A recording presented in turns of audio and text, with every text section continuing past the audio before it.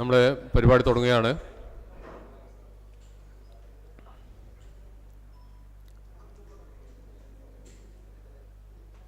Honorable Chairperson of this function, Sri P.V. Abdul Wahab, Honorable Member of Parliament, our Chief Guest of the Day, Sri Manishankar Iyer, former Union Minister, Mr. Sri P.K. Kunjalikutty Sahib, MLA, Deputy Leader of Opposition in Kerala Assembly,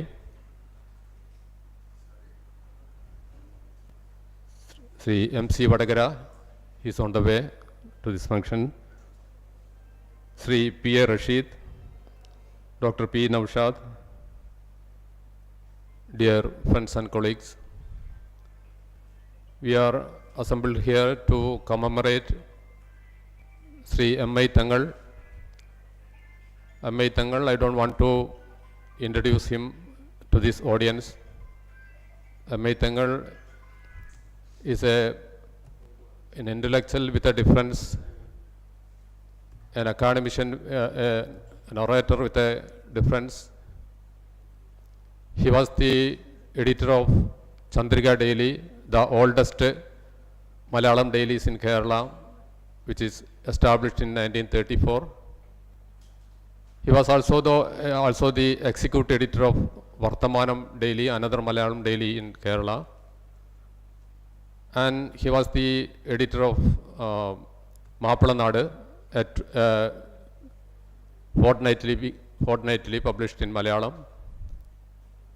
And he authored several books on Indian politics, minority politics, international politics, globalization, etc.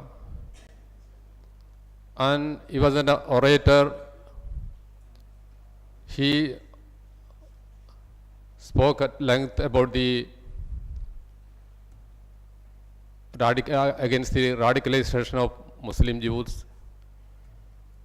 He spoke at length about how the Muslim community should behave in a country like India.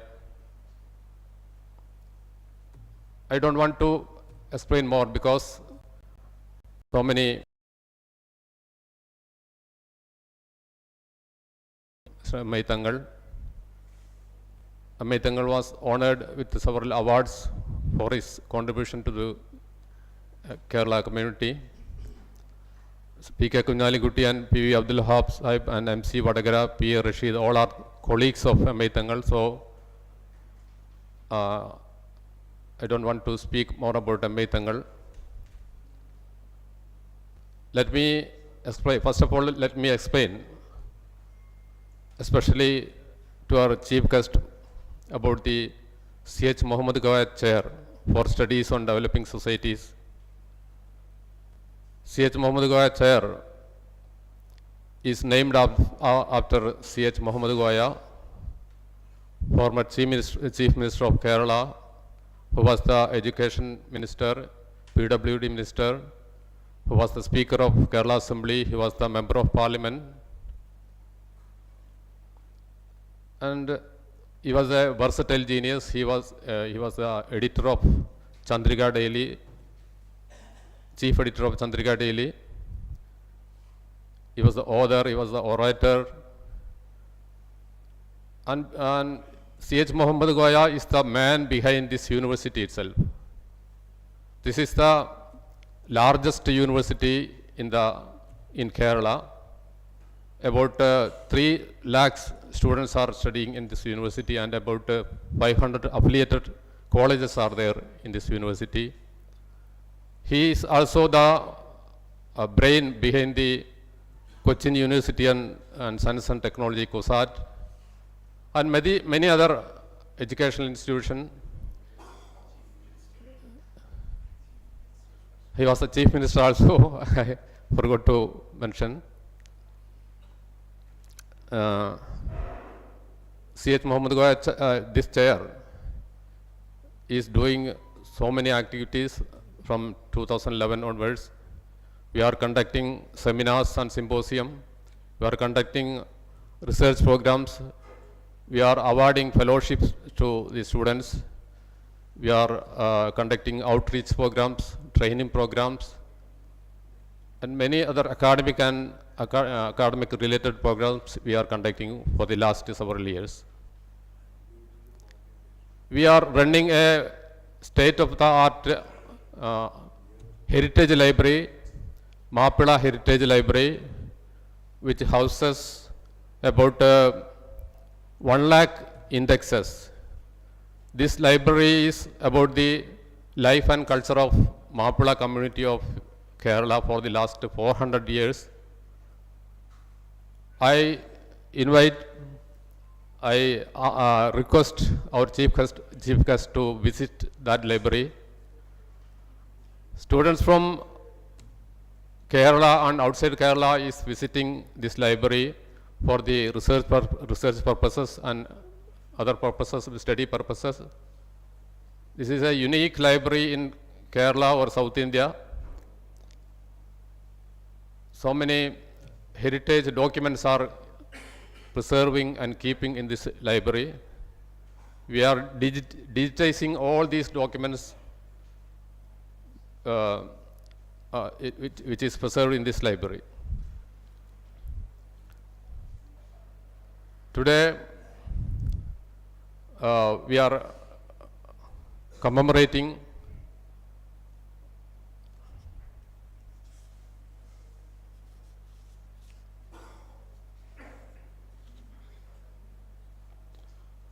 Today we have a very special guest, very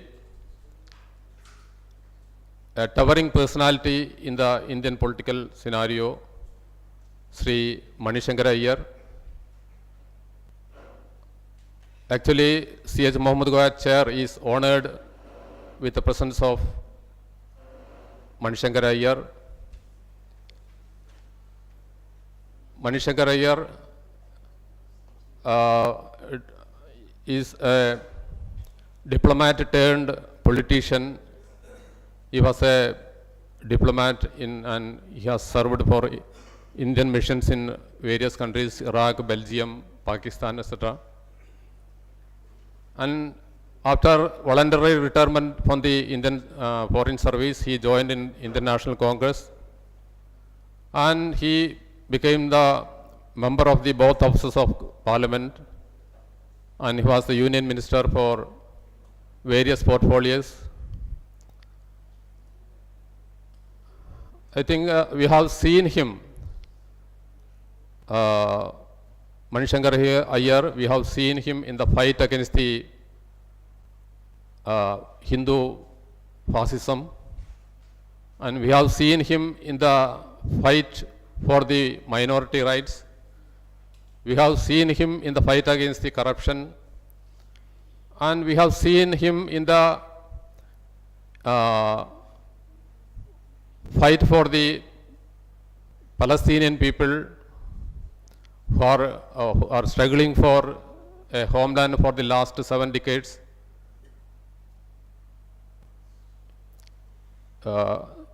Anyway, this is a right person to speak about the important subject, secular democratic India, Republic at crossroads.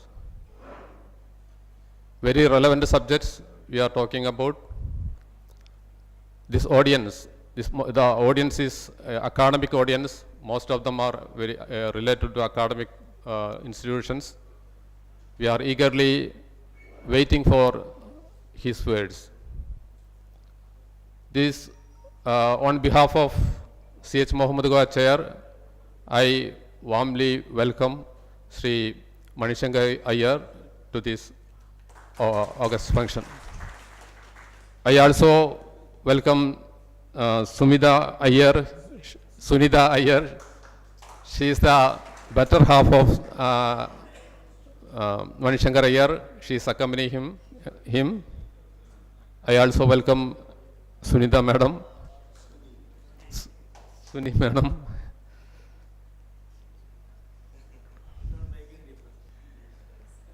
Mr. P.V. Abdul Wahab MP, he is presiding over the function. He was always with C.H. Mohammed Koya chair.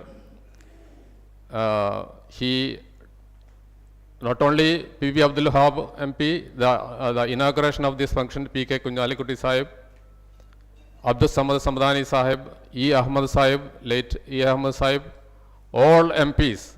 These all MPs are the financial backbone, financial strength of the C.H. Mohammed Koya chair.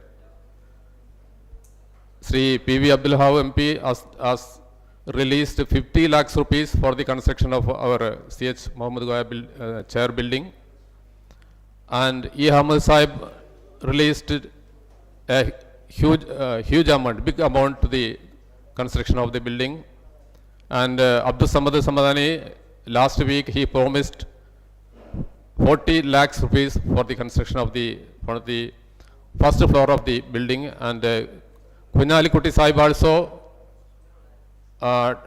released a very good amount to the construction of the building. So I request Sri Manishankar Iyer, he is an influential politician in Congress party. We the people of C.H. Mohammed Koya chair, if we have more MPs from Rajya Sabha and Lok Sabha, the C.H. Mohammed Koya chair will benefit from that MPs, because we are running with the fund of these MPs. So I once again request Manishankar Iyer ji to increase more MPs. They are well-wishers of the chair. You can do lot. This function, Sri MC Vadagara, in the absence of Sri P.K. Kunjalikutti Sahib, I welcome him to inaugurate this function. MC Vadagara, he is also is a political historian of Kerala, is an orator, an author. I also welcome MC Vadagara to this function. P.A. Rashid sir, he was the additional director of public relations. Is my officer in my PRD days. I also welcome P.A. Rashid to this function. Dr. P. Naushad, he is presenting a paper in this session. I also welcome Dr. P. Naushad. I welcome all of you to this function. I request Sri P.V. Abdul Wahab MP to preside over the function. Thank you.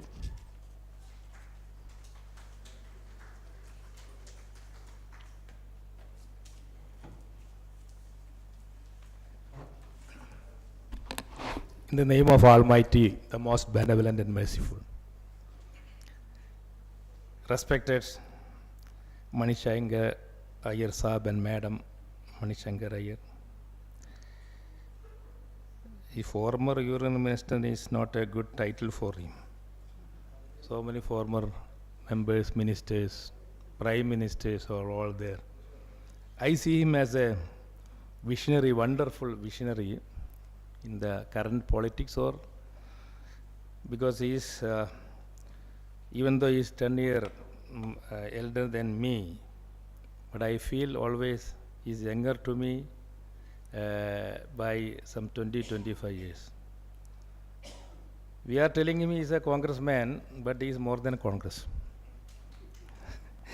But I think he is a congressman, but Congress, I don't know whether they want him or not. Because nowadays, you know, the most wanted people, not in wanted means in the American or British style wanted, but unfortunately we are losing all senior leaders for whatever reason. I am not going to politics. One thing is there, Manishankar Iyer, I met him personally during his visit to my village long back, some 10-15 years or something. Well, he was what you call, then he was a minister in Manmohan Singh ministry. Aryadan Shaukat was the host. That time he was the Panchayat president and he was asking me to come. That time madam was not there, I think. No, yeah. So Manishankar Iyer is here. That is the main reason, to be frank with you. I am not supposed to come today here because of some other family commitments. Manishankar Iyer is coming and Kunjalikutti Sahib told me that he is not coming. And because he has got some important, some emissaries now, what you call some serious duties. So I thought I can meet Manishankar Iyer at least and say to him my wishes and all. Manishankar Iyer, as you all you know, as me also know about his secular attitude and anti-fascist attitude. He is coming from a, you know, Iyer family, just like our EMS Namboodiripad and all. The elite family, we say, according to our Hindu Purana or whatever it is, this. But his acts and his works and all, during his time and the prime time, he convinced us that he is really a politician with a lot of vision and lot of ideas. And he proved also during his ministership. We came here to commemorate our leader, M.I. Thangal. He was, to me, he was a junior CH Mohammed Koya Sahib, but he has not got the time or chance to be as a parliamentary politics. I don't know the inside story, I don't want to tell also, but he was very, sorry.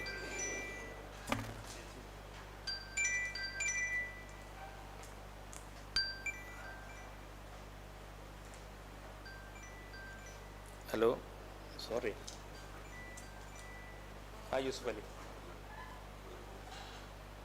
Usually.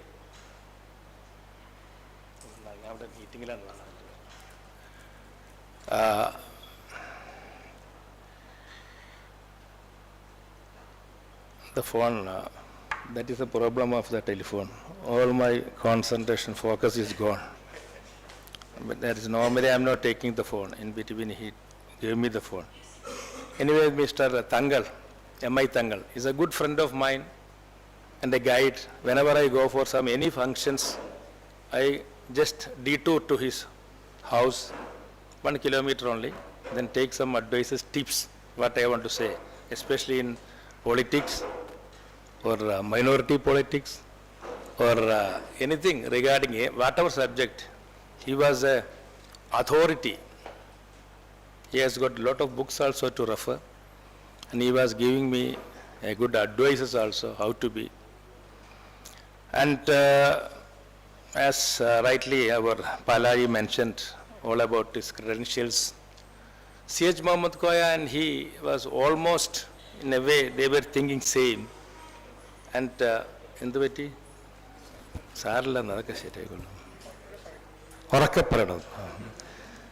I know Manishankar has got some problem, but he is very focusing. But anyway, M.I. Thangal, I cannot believe that he is no more.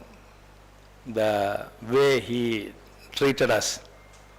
And only few people left in this area. That is, one is MC Vadagada himself, to give us what about minority politics, what about Muslims' role in a plural society, and P. Rashid also there. After that, I think this will be just like any other species in the universe. There will be, I cannot see somebody who is coming after that. Anyway, these are all good orators. They can tell you about M.I. Thangal in detail. And I hope Mr. Manishankar Iyer, okay, commemorating M.I. Thangal, one thing, and we expect what you call in the present scenario, Indian scenario, especially world scenario, especially during this time of Palestinian crisis. It's not a crisis, it's made up of this world weapon manufacturers such as America, Russia, China. Nowadays we are also coming as a weapon manufacturer, make in India. Before we used to import, now we are making ourselves. So we have to have a market also for that one. We cannot only use on Pakistan or this one. We have to have some market. So something or other will be happening in India outside, even for Hamas, where the weapons are coming. Weapons are, these artilleries are so many small things to import. It's all coming in bulk, in carriers, big carriers it is coming. During the time of Ceylon, Sri Lankan conflict, our own, we say somebody, what was his name, Prabhakaran.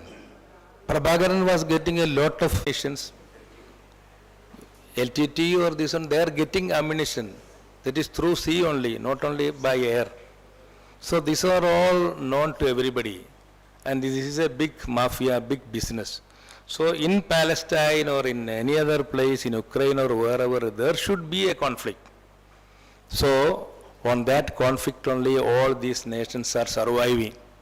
So this is a big business, especially the armed business.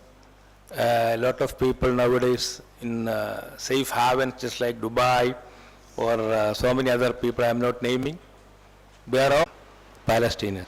Lost its importance. Now it is Palestine, tomorrow it may be wherever. But we Indians, we had after 47, we had a hope that we will be having, next generation be more happier than us. But see, it seems now it is very difficult. We hope that Mr. Manishankar Iyer will give us a good lecture on these areas, and I am not taking much of the time. Mr. Kunjalikuti told me that he cannot come, so our MC Vadagara is going to inaugurate this function. Thank you very much and Jai Hind.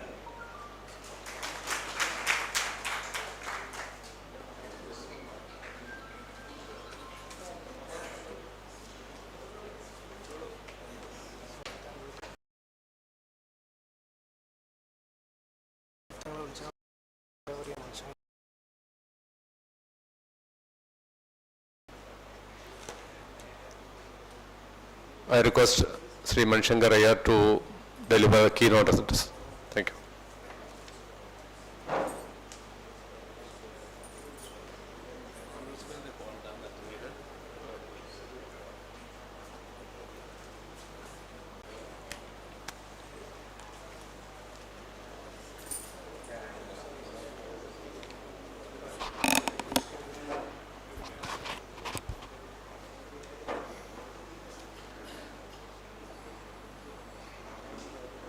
Janab Abdul Wahab, Member of Parliament in the Rajya Sabha and one of the most powerful voices there. I'm very honored that he introduced me to this audience. Dr. Pali for having spoken at the beginning, a historian that we have among us, whose name I didn't quite catch, but all of you recognize him. My permanent host in Calicut, Saju, of the Indian Union Muslim League, and all my friends gathered here. I'm really honored to be here again at the university founded by Janab C.H. Mohammed Koya, and to be delivering this lecture in memory of the great philosopher M.I. THANGAL. The subject given to me is secular constitutional democracy at the crossroads. And I felt this is such an important topic that I gave up my usual practice, which is to speak extempore and without notes, to prepare myself for this lecture. because I really do believe that today's lecture is one of the most important that I have ever given, not only because this is the University of Calicut, Kozhikode, but also because the subject has been so appropriately chosen. Now, if we look around us, it would appear that we have all the trappings of a secular, constitutional, democratic republic. And there's no indication that elections are not going to take place in our country, as they have been taking place regularly since 1952. We also find that there are very smooth changes of government when election results show that a party in power has been voted out. Now, that is one of the characteristics of a democracy. In non-democratic countries, those who lose the support of the people hang on to their thrones and to their parliaments, and they try and prevent the voice of the people from coming forth. But in our country, we've had several changes of government in the states as well as in the center, and every one of them has gone very smoothly. The party that was defeated just leaves office, and the party that has won, or the alliance that has won, just enters into those offices, with the result that there is a continuance of government that you do not see in non-democratic countries. We've also got a very disciplined army in many countries of the world, most strikingly to Pakistan in our west and to Myanmar in our east. When the army does not like the party that has been elected, they just overthrow it and establish themselves. In fact, it's a strange thing that Pakistan seems to have an 11-year syndrome. For 11 years, from 1947 till 1958, they had a civil government. Then Ayub Khan came in 1958. He lasted 11 years until Yahya Khan overthrew him. Then we had Zulfikar Ali Bhutto. He was hanged by the army. And then Ziaul Haq also lasted exactly 11 years, 1977 to 1988. And Pervez Musharraf, he also broke the 11-year record because he was there from 1999 to 2008. So that's about 9 years, not 11 years. But you see how every time the civil government is not liked, the army steps in. And we've seen that in Burma as well, that just because Aung San Suu Kyi wins every election that takes place, the immediate step taken is to bring the army in. Even in Sri Lanka, we have seen the general of the army, Sarath Fonseca, standing, running for president, despite having been in the army. Fortunately, no general in our army has attempted to run for electoral office. We have a parliament regularly. We have state assemblies. There are elections to these state assemblies.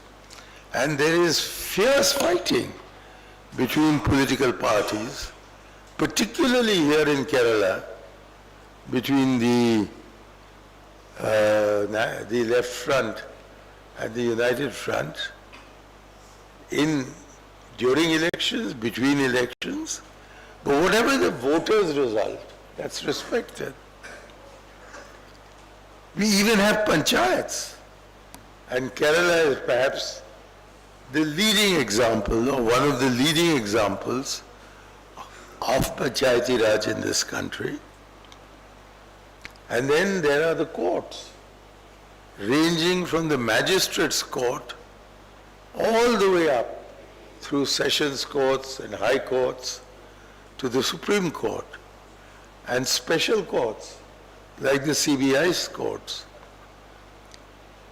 We also have an election commission. So what is the meaning of this subject? Secular constitutional democracy at the grassroots. When I have just explained that all the trappings of constitutional democracy are in place in India on the 26th of October 2023 as I speak to you. Indeed, I missed out the most important of these trappings, which is that we have a constitution which, despite being amended about 120 times, has lasted from 1950 till 2023. That's 73 years. Fali Nariman has just written a book on the Constitution. In that he has calculated that the average life of any constitution is 16 years. No constitution lasts for more than 16 years, except those like in Britain, which is an unwritten constitution, or in the United States of America, which has a very short constitution and has lasted for more than 200 years.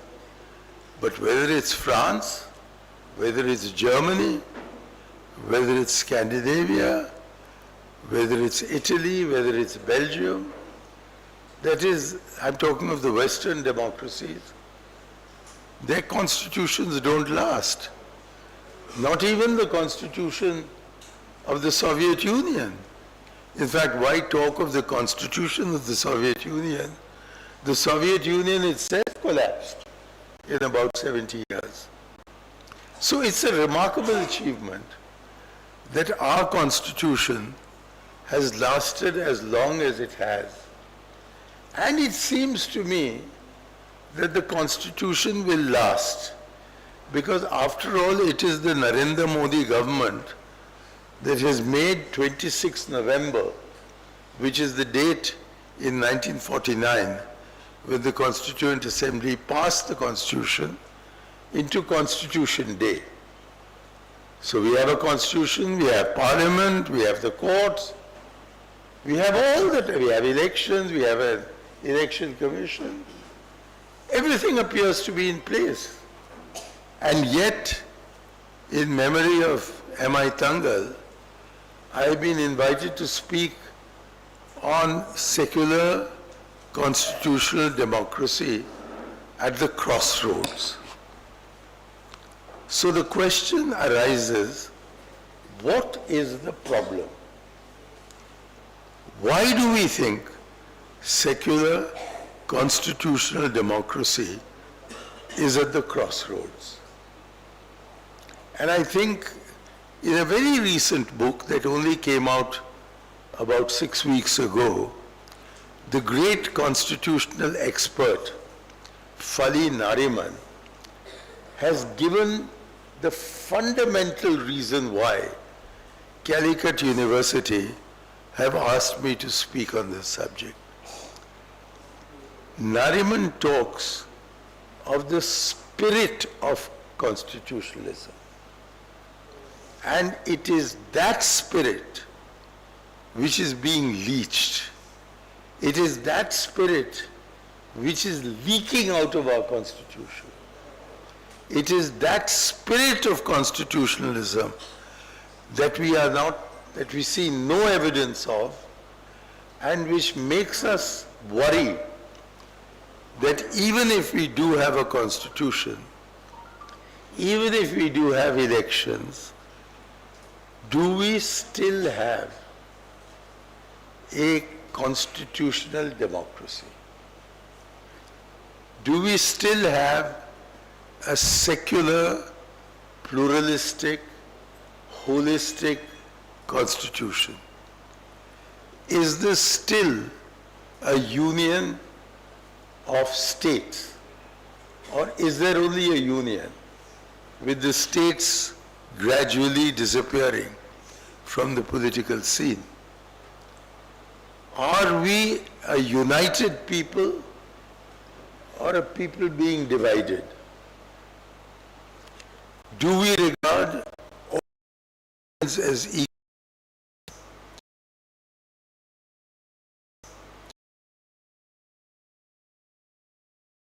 More equal than people of other religions? These are not questions that were being asked 10 years ago. Had I been invited by the University of Calicut 10 years ago, I had been asked what is the future of the Congress party. I had been asked all kinds of questions, are you a corrupt lot, etc. But no one would have asked Constitution is at the crossroads. Why is it that we so apprehend that it is at the crossroads, that in memory of the philosopher M.I. Thangal, I have been invited to speak to you in a language that is not yours. Hope, nevertheless, that this very highly educated audience will.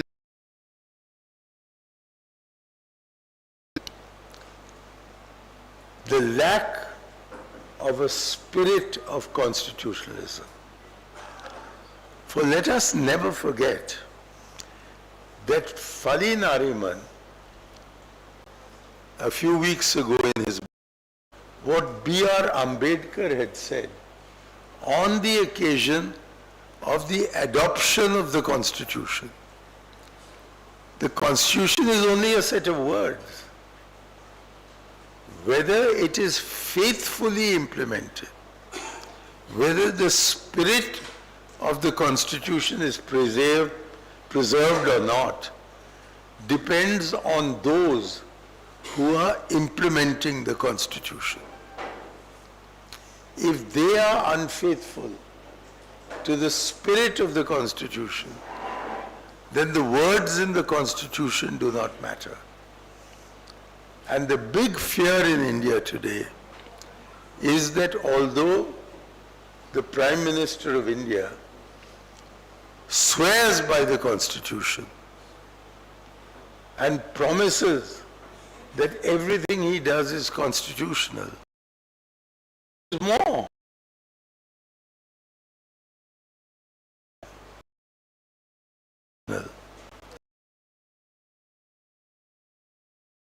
Who are fearing that because the spirit of constitutionalism is not being observed, there is a danger to the very existence of a constitutional democracy in India.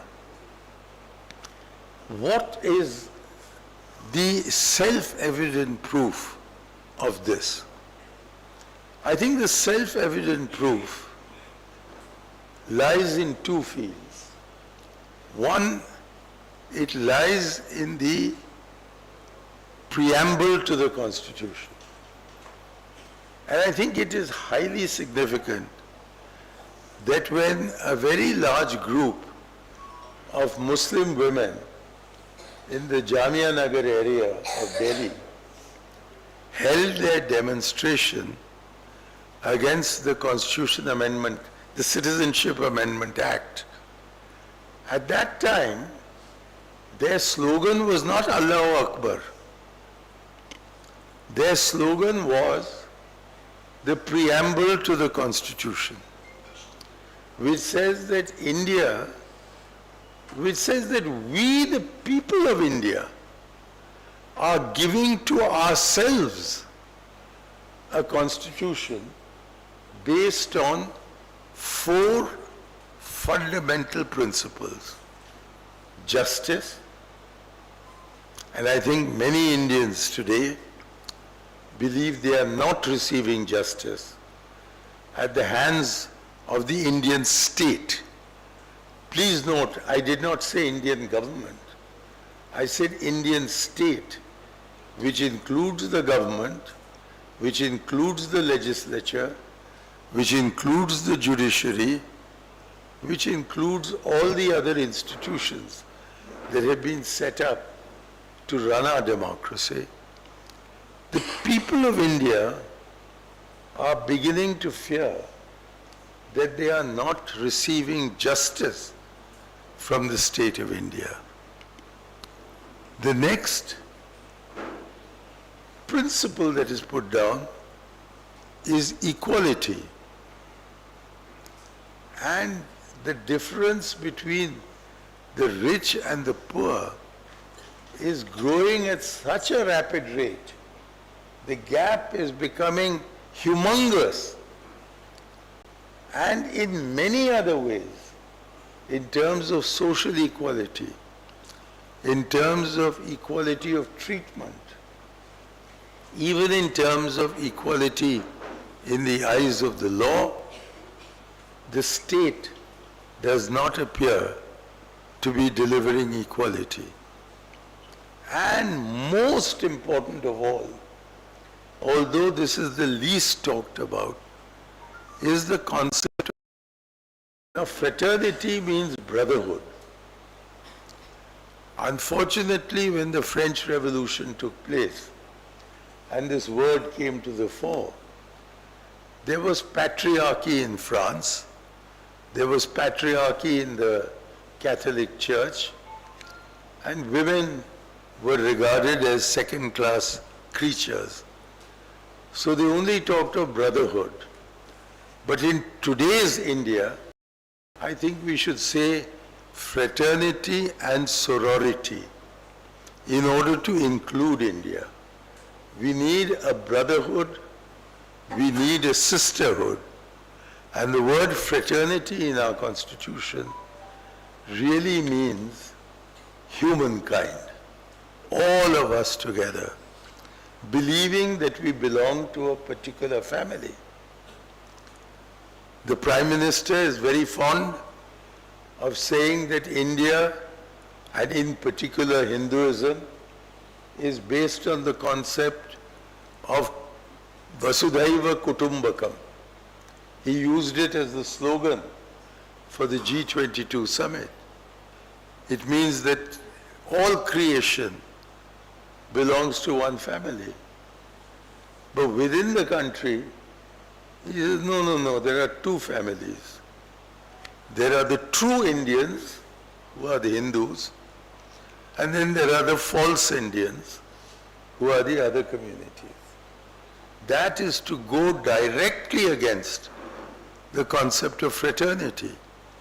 Because if we all belong to one family, then why should we ask who is a Brahmin, who is a scheduled caste, who is an OBC, who is in a religious minority, who constitutes the majority? Unfortunately, you cannot have fraternity or sorority or humanity where there is majoritarianism. After all, what does an election do? I'm talking of India now. In India, we have an electoral system where whoever comes first, even if the votes he's polled is 20%, wins the election if the other candidates divide the remaining 80% into sums that are smaller than 20%. The fact is that in 2014, the BJP won 31% of the vote. In 2017, it won 38% of the vote. That's not a majority. But because that gives them the seats, they have a huge majority of seats, describe that as the voice of the people, and justify majoritarianism. Now, what is majoritarianism but the authoritarianism of the majority community? And that is where you go against the spirit of the Constitution. And that is the problem to which Mr. Nariman and is pointing now, and Dr. Ambedkar warned us when we passed the Constitution. He said we have equality of rights, but we don't have equality in society. And until there is complete equality in society, there cannot be either justice or fraternity. Liberty is equal to all these things. So you have to have justice, you have to have liberty, you have to have equality, and you have to have fraternity. Those four words sum up the constitutional spirit. The rest of the Constitution is words, words, words, and words. Words which only expert lawyers understand. And what does the Supreme Court do?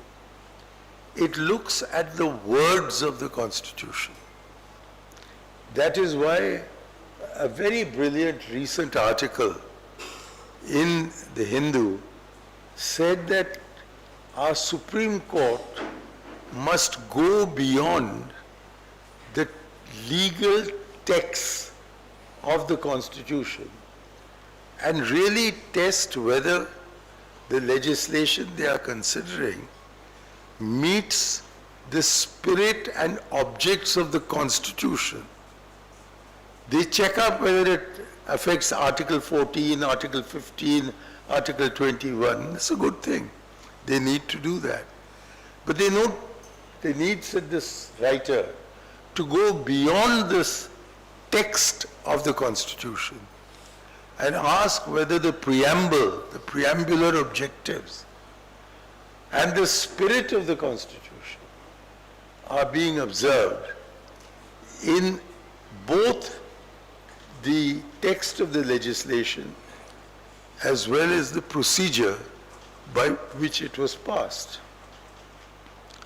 Because, and I now come to the second part of why we are doubting the spirit of constitutionalism, it is that the procedures that have been observed or evolved over the last 6 decades, 6.5 decades, are all being cast aside by the present government. For instance, in 1991, when I was first elected to Parliament, at that time we didn't have standing committees. But then Speaker Shivraj Patil decided to experiment with one standing committee on the environment and forests as a member of that committee. And it did its work so well that it was decided that there should be standing committees for legislation brought forward by any or all the ministries of the Government of India. And some of these standing committees clubbed together a number of ministries. And for years, at least for the duration of Mr. Vajpayee's government and the duration of the UPA, all important legislation was introduced in the House and then sent to the standing committees for detailed examination. They would then come from the standing committee and then be debated in Parliament, and only after that would amendments be moved, passed or fail, whatever matters. But the subject would have been thoroughly discussed and then the vote would be taken. Now increasingly, especially when it comes to important legislation, ordinances are passed. and the ordinance is brought into Parliament to be passed within that single day. I mean, it's staggering that Article 370 of the Constitution relating to Kashmir was brought in the morning at 11 o'clock, passed by 6 o'clock in the evening in the Lok Sabha, taken to Mr. Wahab's chamber the following day, passed by a show of hands and said, right, Kashmir doesn't exist anymore. I mean, how can a country claim to be a democracy if it makes such a major change in the Constitution without consideration in the Standing Committee, without a public debate, without even meaningful debate in Parliament, just using a brute majority in order to change a very fundamental feature of our constituency. And although for the last 5 years, nearly 6 years, that abolition or reading down of Article 370 has taken place, I have been several times to Kashmir. I'm sure Janab Abdul Wahab has done the same. I would urge all of you to go there. Everything on the surface seems to be normal. But you take any individual Kashmiri, take him to one side, see that the police are not listening to you, and ask him what he thinks. And he'll silently point to a policeman with a gun standing at the street corner. It is simmering. And that is because appropriate opportunity was not afforded either to the State Assembly of Jammu Kashmir or to Parliament to seriously consider one of the most important issues that Parliament has ever discussed.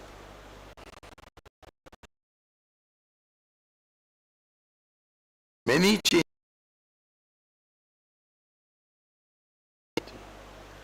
but we always observed the Article 370 condition that no law of the central government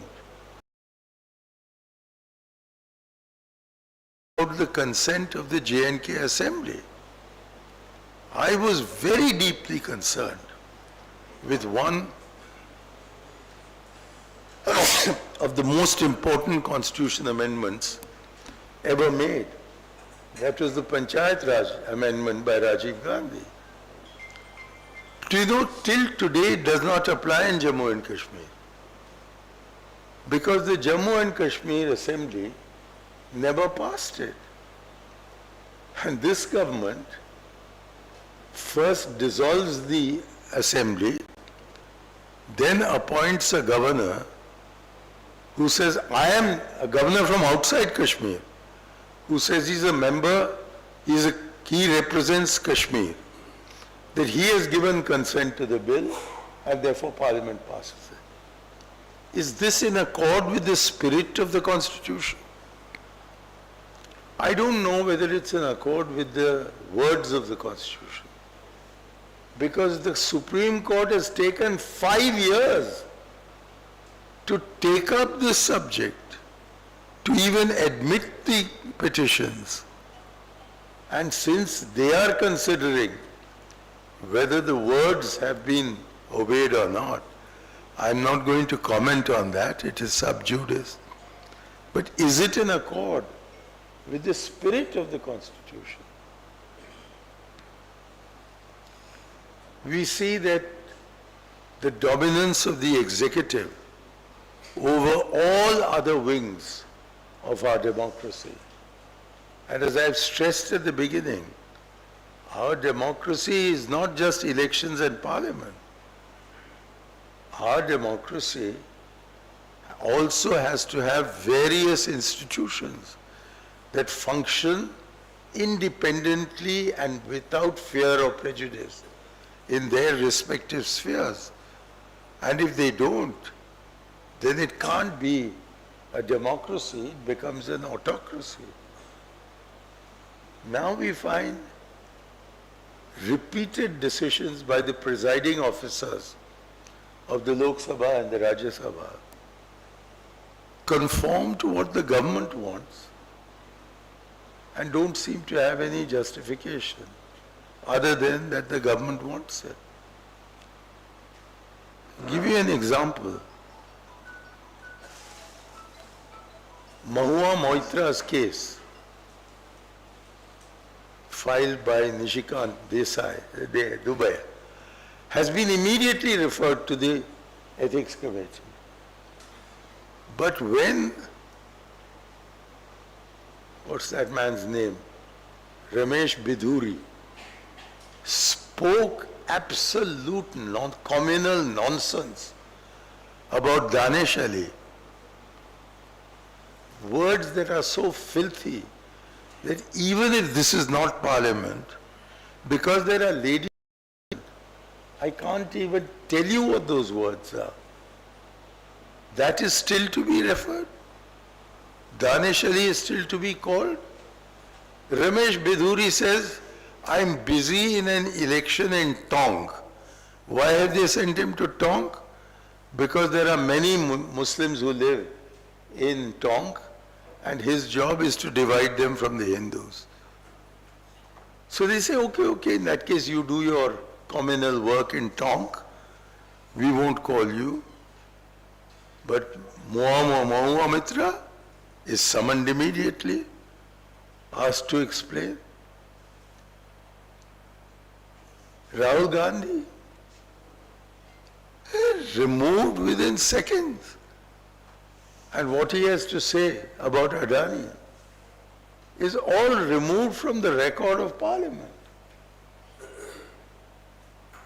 So you don't get the impression that the presiding officers in our Parliament are really being neutral as they're supposed to be. I'll give you the classic example in my time of a CPIM leader of very high standing, Somnath Chatterjee, being selected by the UPA as the Speaker of the Lok Sabha. He was instructed by his party to oppose Dr. Manmohan Singh's nuclear deal. He said, I've resigned from the party after becoming the Speaker. So I am not going to vote against the bill. I will not vote unless I have a casting vote. And the CPIM said, in that case we are throwing you out of the party. And although he'd been in the party for 40 or 50 years, they threw him out. But he remained a neutral speaker. That is an example of how a speaker should behave. Is that example being followed now? And if the presiding officer is not neutral, how can you expect the proceedings to be objective and fair? Let's take another example. I'll come to it again in detail in a little while. The media. The media is being bullied. Journalists are being persecuted. Owners are being told you either shape up or ship out. There are financial pressures being brought upon them to either contribute to the party in power or not to contribute anywhere else. I'll come to that later. As far as civil society and think tanks are concerned, it is a very brilliant man called, I hope I'm pronouncing his name correctly, Parakkala Prabhakar. who's written a book called Crooked Timber, in which he says that civil society and think tanks are being targeted because, and I'm now quoting, to criticize the government is to be anti-Modi and therefore anti-national and unpatriotic. Now, how is this compatible with a democracy? No wonder you're asking. No wonder you're wondering. Why, despite Mr. Wahab representing you in parliament through a Rajya, democracy is at the crossroads. Wahab Saab is not at the crossroads, but the country is at the crossroads because they see what is happening. Then you look at the Election Commission. The Election Commission was equated to the Supreme Court. The Chief Election Commissioner, residence, that was just below the Chief Justice of India. That has been reduced. It's been made into a body inferior to the Cabinet Secretary. Therefore, they become babus.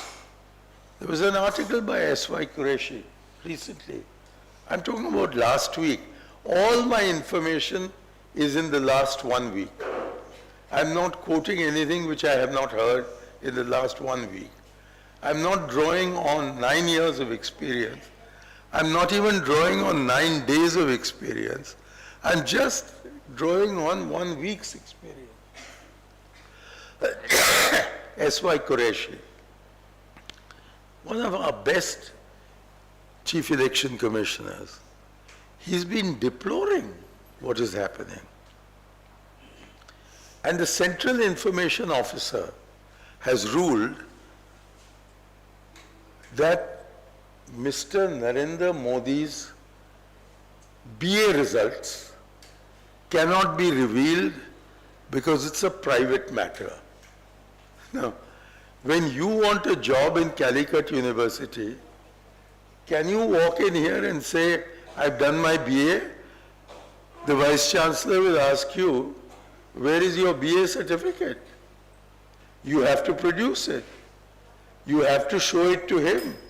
And he can show it to anybody. If he refuses you, he'll say that it's because you don't have a BA certificate. Now the only request being made before the Chief Information Officer is, where did Mr. Modi get his MA from if he does not have a BA? Mr. Modi has replied that I got my BA from Delhi University as an outside student, as a correspondence course student. So Arvind Kejriwal went to the Central Information Officer and said, could I please have the results for that year, I think 1979. It turns out that there was a Narendra Modi who actually applied for, did a correspondence course and passed. He's been on television. He very proudly says that I am very blessed that my father gave me the same name as the Prime Minister. But he passed the exam. The Chief Information Officer says that, shh, it's a secret what Mr. Prime Minister Narendra Damodar Modi's result was. And if it was a secret, then how did he get into Gujarat University to do his MA? I don't know whether he did his MA or not. Mr. Modi says he did.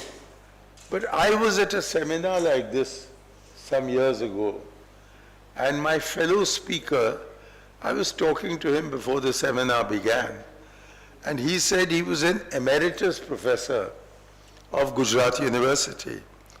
So, in a rather childlike fashion, I said to him, was Prime Minister Narendra Modi your student?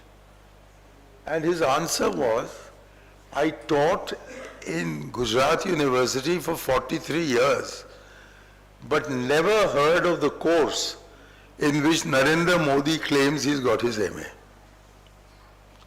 All this is a state secret. Even the Supreme Court has ruled that nobody is required to reveal this information. When I passed my exam, my name came out in the newspapers. My privacy, it was said, it is being said today, was violated because the newspapers announced that I had stood first in the university. I don't need to hide my degree because it was a damn good degree even if I say so. And even if it had been a very bad degree, as my Cambridge degree was, that was also published in the newspaper. So how can the degree that you get for your BA or your MA be a state secret unless the dominance of the executive has become so great that they can do whatever they like, not only with the election commission and the chief election commissioner. And all of you know what became of that poor boy Lavasa because he acted honestly, or the Central Information Commission. We've seen it happen with the CBI. We've seen it happen with the Enforcement Directorate. We've seen it happen with the tax authorities. We've seen notices being sent, raids being conducted, honorable, honest people being humiliated, publicly disgraced, even jailed. At the end of the day, the courts may say, no, the man was not guilty. So what has the Home Ministry now decided? Let the process be the punishment. They're not interested in getting a conviction. They're just interested in bunging you into a jail, bunging Chidambaram into jail for 100 days because he bunged Amit Shah into jail for 100 days.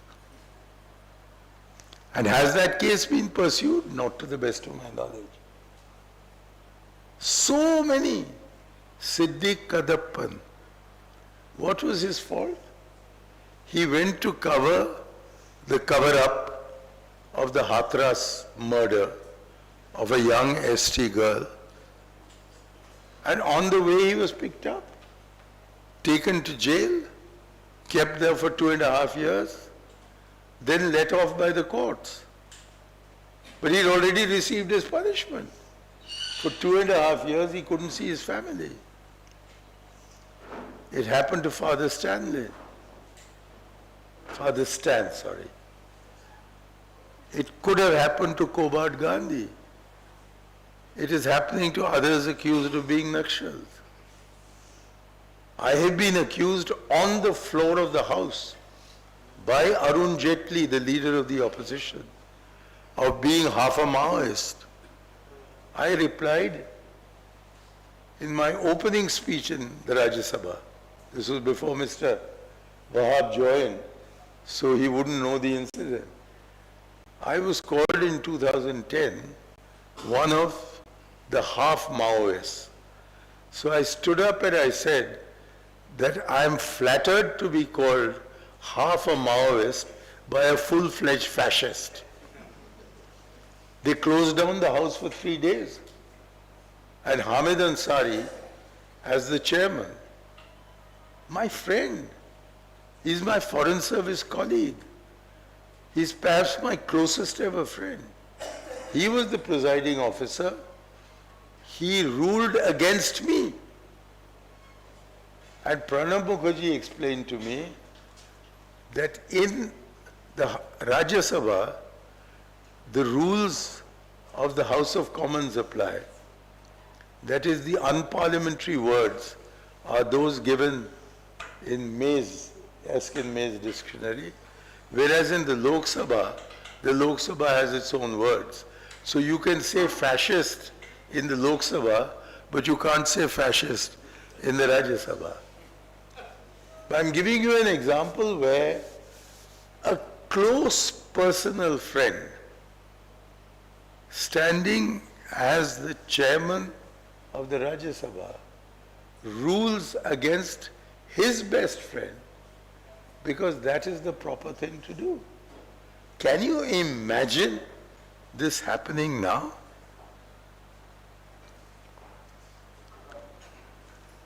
And the police, they're being grossly misused. They're directed to do all kinds of unlawful things. And they're told not to worry about breaking the law because the government will back them up. And so police excesses, which were always there, I'm not denying that in our government or in the present government in Kerala, this doesn't happen. But the scale on which police excesses are happening, particularly against individuals or communities that the settled government does not like, are without precedent. Then whom do we rely on? The only reliance we can give to keep the spirit of constitutionalism alive is the courts. But what happens in the courts? Let me take your mind back to 1985 April. I'm asking you to go back 40 years. Some of you, like Saju, were not even born in 1985. Many of the girls there were not born then. But it was a major case. And it was a major case that was taken up in Parliament by the IUML members of Kerala, GM Banatwala and Ibrahim Suleiman Seth. And they said that the Constitution guarantees Muslim personal law and therefore the courts cannot interfere. Rajiv Gandhi listened to them. 90% of India, all the members of the opposition, most of those who had voted for him, most left and liberal opinion, some Muslim opinion by Arif Muhammad Khan, said let the Supreme Court justice argument be. In fact, Wajahat Habibullah, who was the director dealing with minority affairs in Rajiv Gandhi's Prime Minister's, his advice was, the Supreme Court has spoken, that is the last word. But Rajiv went ahead and he had passed it's called the Protection of Muslim Women on Divorce Act 1986. And for that, he was flayed. It was one of the most important reasons why he lost the election.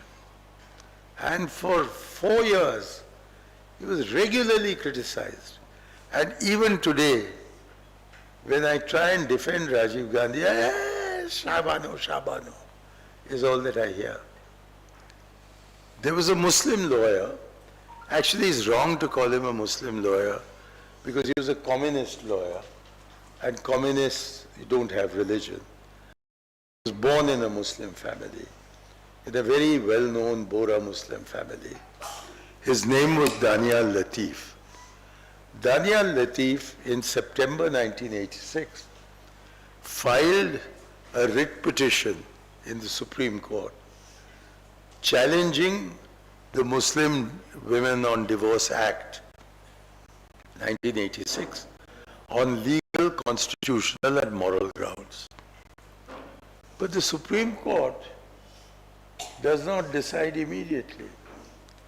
15 years after the writ petition was filed, in 2001, by which time even Saju had been born, and Saju had gone to school.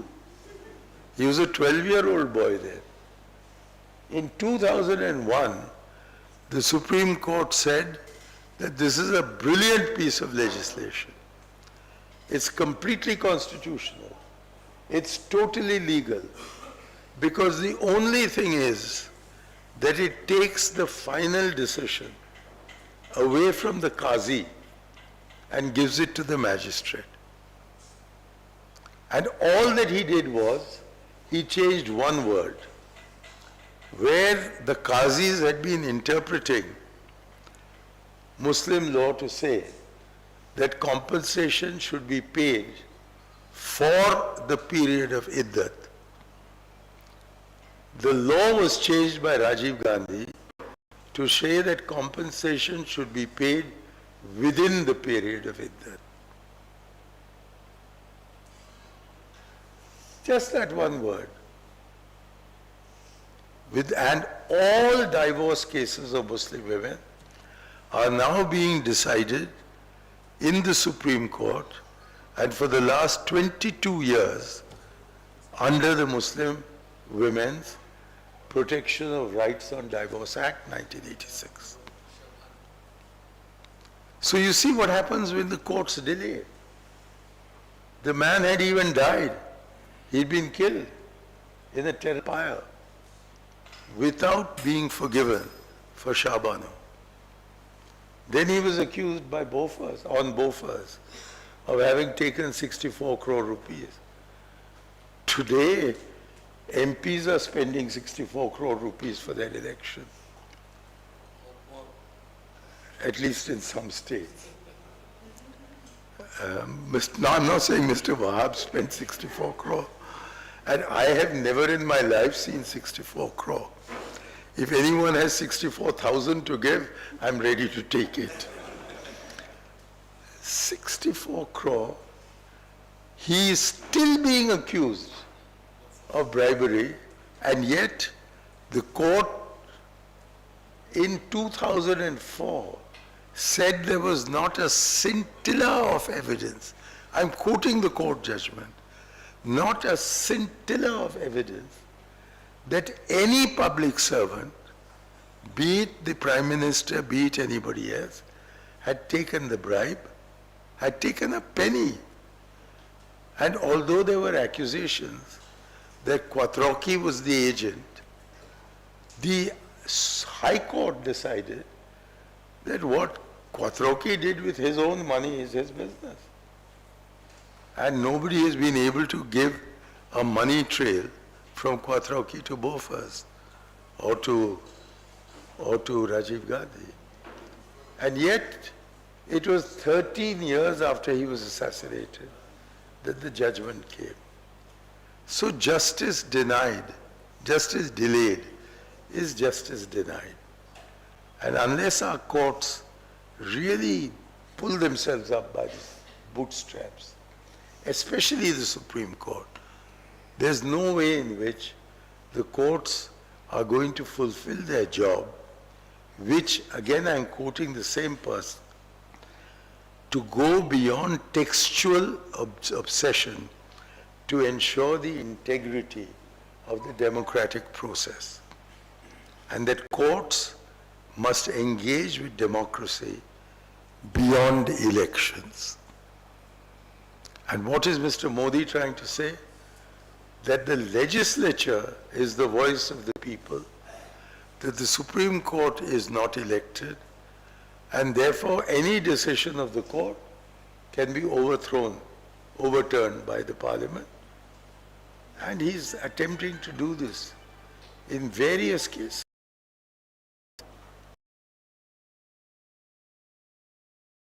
There is a vicious propaganda on to spread fear.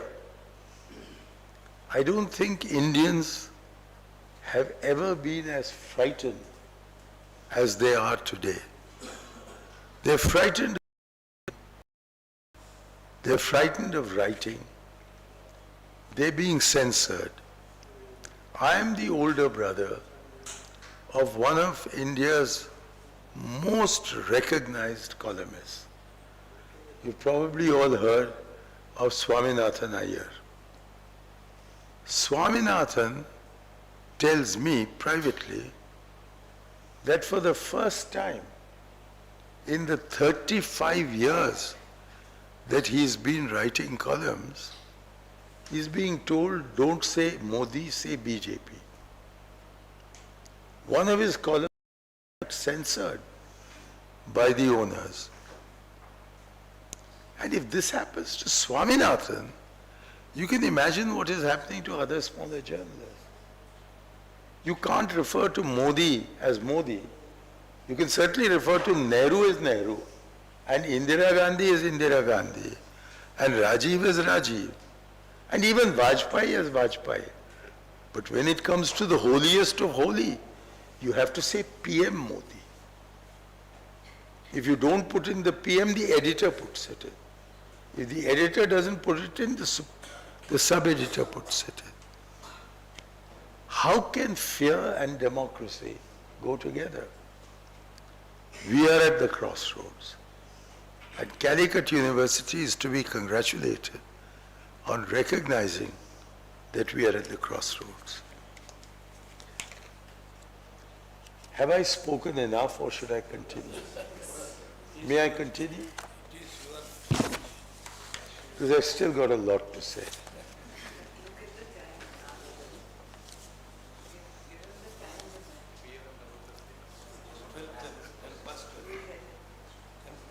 Sorry, should I cut it out? Ask them how much longer and accordingly. Okay, my wife's orders are orders. Huh? It's 12:15 now. When should I finish? Can I go on for 15 minutes or half an hour? 12:30. Huh? 12:30. 12:30. Okay, I have to go through this very quickly then. There's a complete lack of respect for Parliament and the opposition. Jawaharlal Nehru used to go in as often as he could into Parliament, not to speak, but to listen. He listened. The Prime Minister does not, it's a rarity of appearance. He arrives once in a blue moon. When he comes, he speaks for 2.5 hours. But he doesn't listen to anybody, and he walks out after he's spoken. There is a casual dismissal of anything that comes from the opposition. Has there been any response on charges regarding Adani or Ambani or crony capitalism? Has there been any answer given? Please, sir. Namaskaram. Has there been any answer given to the question on how many farmers' suicides have taken place? Has there been any information given into Parliament about the numbers of migrants, labor, that had to go out of their places of work back to their villages, or to the deaths that took among them? Have we any official information about deaths due to the absence of beds in hospitals or the absence of oxygen? What is this?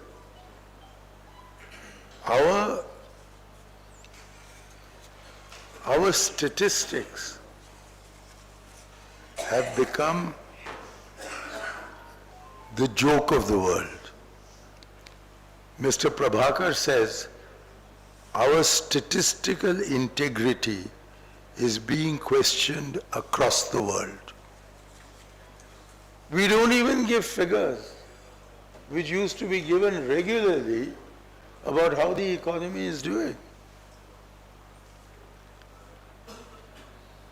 Then there is this curious incentivizing of judges. Do you think Mr. Ranjan Gogoi would have been appointed a member of Mr. Wahab's house if he'd given any other judgment on Ayodhya?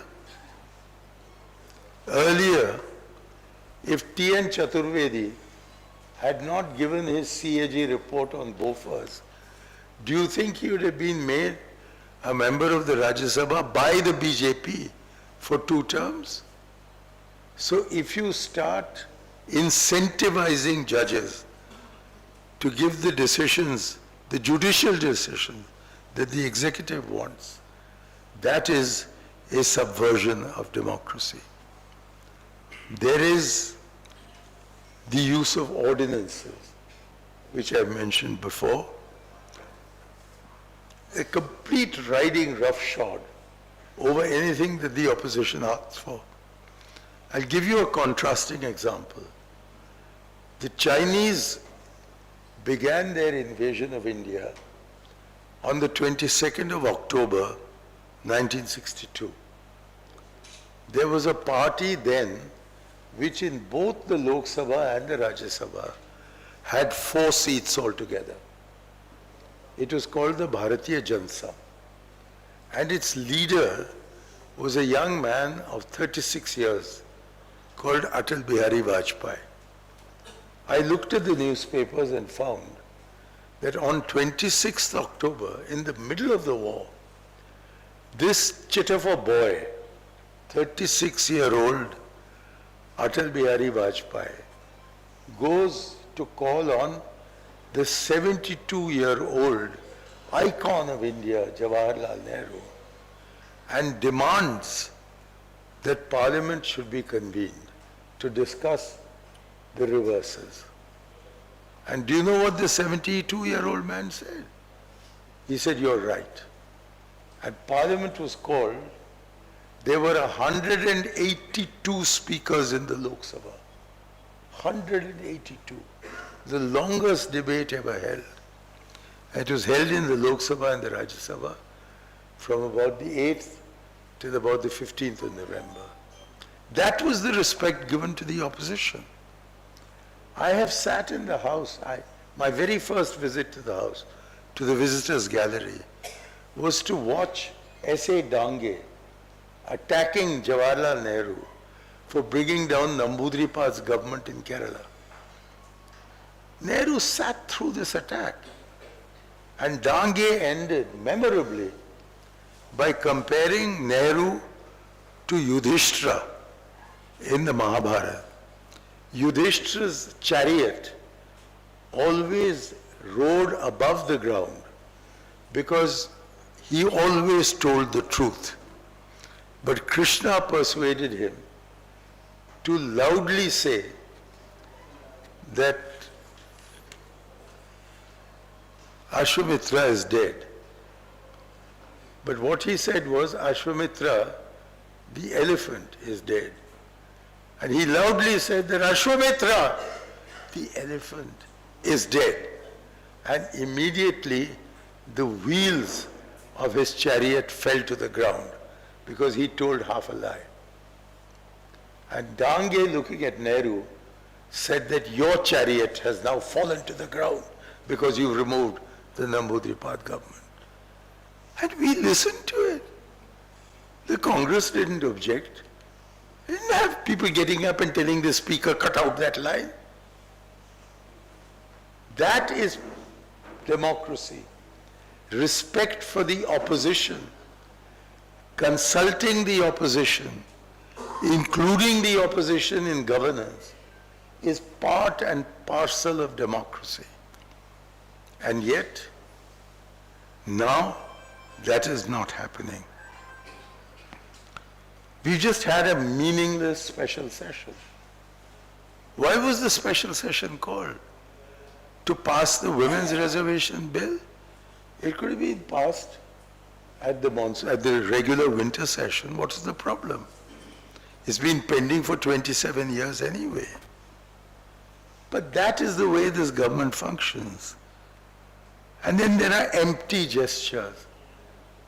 Modi ji arrives and bends down on the steps of Parliament. He seems to me to be kissing the steps.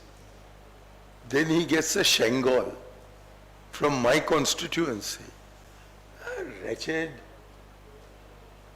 ashram, which has taken the symbol of how one king is killed in battle and it is given to the next king to show that he is king. And in a parliament, that Shengal is now kept on the side of the speaker.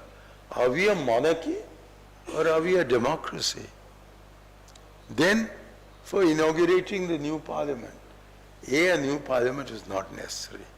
But B, in that new parliament, which has the Ashoka lion, but the lions are showing their teeth. Ashoka was a man of peace. Anyhow, who inaugurated it? The President of India or the Prime Minister? So these empty gestures also make one wonder whether democracy is not at the crossroads. And Parliament has been reduced to a demonstration, not a debate. The minute Modi gets up to speak, dug, dug, dug, dug, dug, and from the audience, Modi, Modi, Modi, Modi. What is this? A public rally? Or is it Parliament? I am very glad I am not Mr. Wahab's colleague. Because when I was a member of Parliament, matters would be debated, at least in my first term, which was 91 to 96 in the Lok Sabha. Matters used to be debated. It started getting bad. Now, they spend all their time at Gandhi's statue. They are hardly sitting in Parliament. Then there's a personality cult. He's actually called the supreme leader. And I don't know how many of you know Urdu or Hindustani, but let me give you his slogan. Modi ho to mumkin hai. That if Modi is there, then it's possible. And if Modi is not there, it's not possible. Then we have, it's a lovely word, new word, I've never heard it before. It's called eventing. That you keep doing events in order to show the Roman emperor. The Roman emperors were famous for circuses. So give them circuses and give them bread. And the circuses would be that gladiators would come into the arena, and if the Emperor Nero raised his thumb, one gladiator would kill the other. If he if he raised his thumb, he wouldn't. If he lowered his thumb, he would. And this is what is happening. I mean, this stupid little meeting of 20 people called the G20. That's why it's called the G20. There are only 20 heads of government. There were another 20 who were called in for various reasons, making a total of 40. I was involved with the NAM summit in 1983. We had 100, strictly speaking, 99 official delegations and 41 others. There were delegations. And this, we spent under 40 crore rupees. These people have spent over 4,000 crore only in Delhi. And everything is now deteriorating. And they tried to cover up where the slums were by putting blinds, green blinds, in front of them. Nobody was fooled. Events used to be held by Stalin. They were held by Mao. They were held by Idi Amin. They were held by Mussolini. They were held by Hitler. And now, exactly 100 years after Hitler presided over the Olympic Games in 1936 in Berlin, Mr. Modi is trying to preside over the Olympic Games in Delhi in 2036. it is the strongest example of a parallel between Hitler's Germany and Modi's India. And we have the astonishing example of the Sardar Vallabhbhai Patel Stadium in Ahmedabad. It has been renovated principally by two capitalists who are the greatest friends of Modi, Adani and Ambani. The stadium is no longer named after Vallabhbhai Patel. It's called the Narendra Modi Stadium. Can you imagine a Narendra Modi Stadium before the man has died? While he's alive, he's built a stadium to himself. And one end of the pitch is called the Ambani end, and the other end of the pitch is called the Adani end. And I understand from Ramachandra Guha that now Ambani's name and Adani's name have been whitened out and only Narendra Modi's name remains. Prabhakar says, misinformation, ambivalent statements and plain lies are the essence of Modi's democracy. There's such a huge expenditure on self-promotion. Prabhakar says that in the Beti Bachao, Beti Padhao program, 79% of the expenditure has been on advertisements and only 20% on putting up schools for these children. Somebody, my yoga teacher, I didn't count, my yoga teacher told me that between the airport and for those of you who know Delhi, Sardar Patel Marg, which is where you enter Delhi from the airport, and the two hotels, Maurya and Taj Palace are there, that in that short distance, there were 320 posters of Modi to greet the guests. I mean, this happens in communist dictatorships. How can it happen in a democracy? We have government by jumla. Any expression will do. I've already spoken about the media, so I'm not going to repeat this except to say, just into one sentence, there's bullying of proprietors and business barons are being asked to take over the media. I'm skipping the economy because there's not enough time, but I hope somebody will ask me a question about the economy so I can retain here. And now I come to the treatment of minorities. And it's a Hindu country, and therefore anyone who's not a Hindu does not belong to this country. Otherwise there's no meaning to Hindutva. Hindutva is not a religion. It's not Hinduism. It's not the Sanatana Dharma. Hindutva is a political philosophy which says that India is a country of Hindus. And have you ever thought about it? I don't think Modi is anti-Muslim. I don't think he is anti-Islam. Because he hugs any sheikh he can find. He hugs any sultan he can find. He's kissing sultans and sheikhs all over the West. So I don't think he's anti-Islam. I don't think he's anti-Muslim.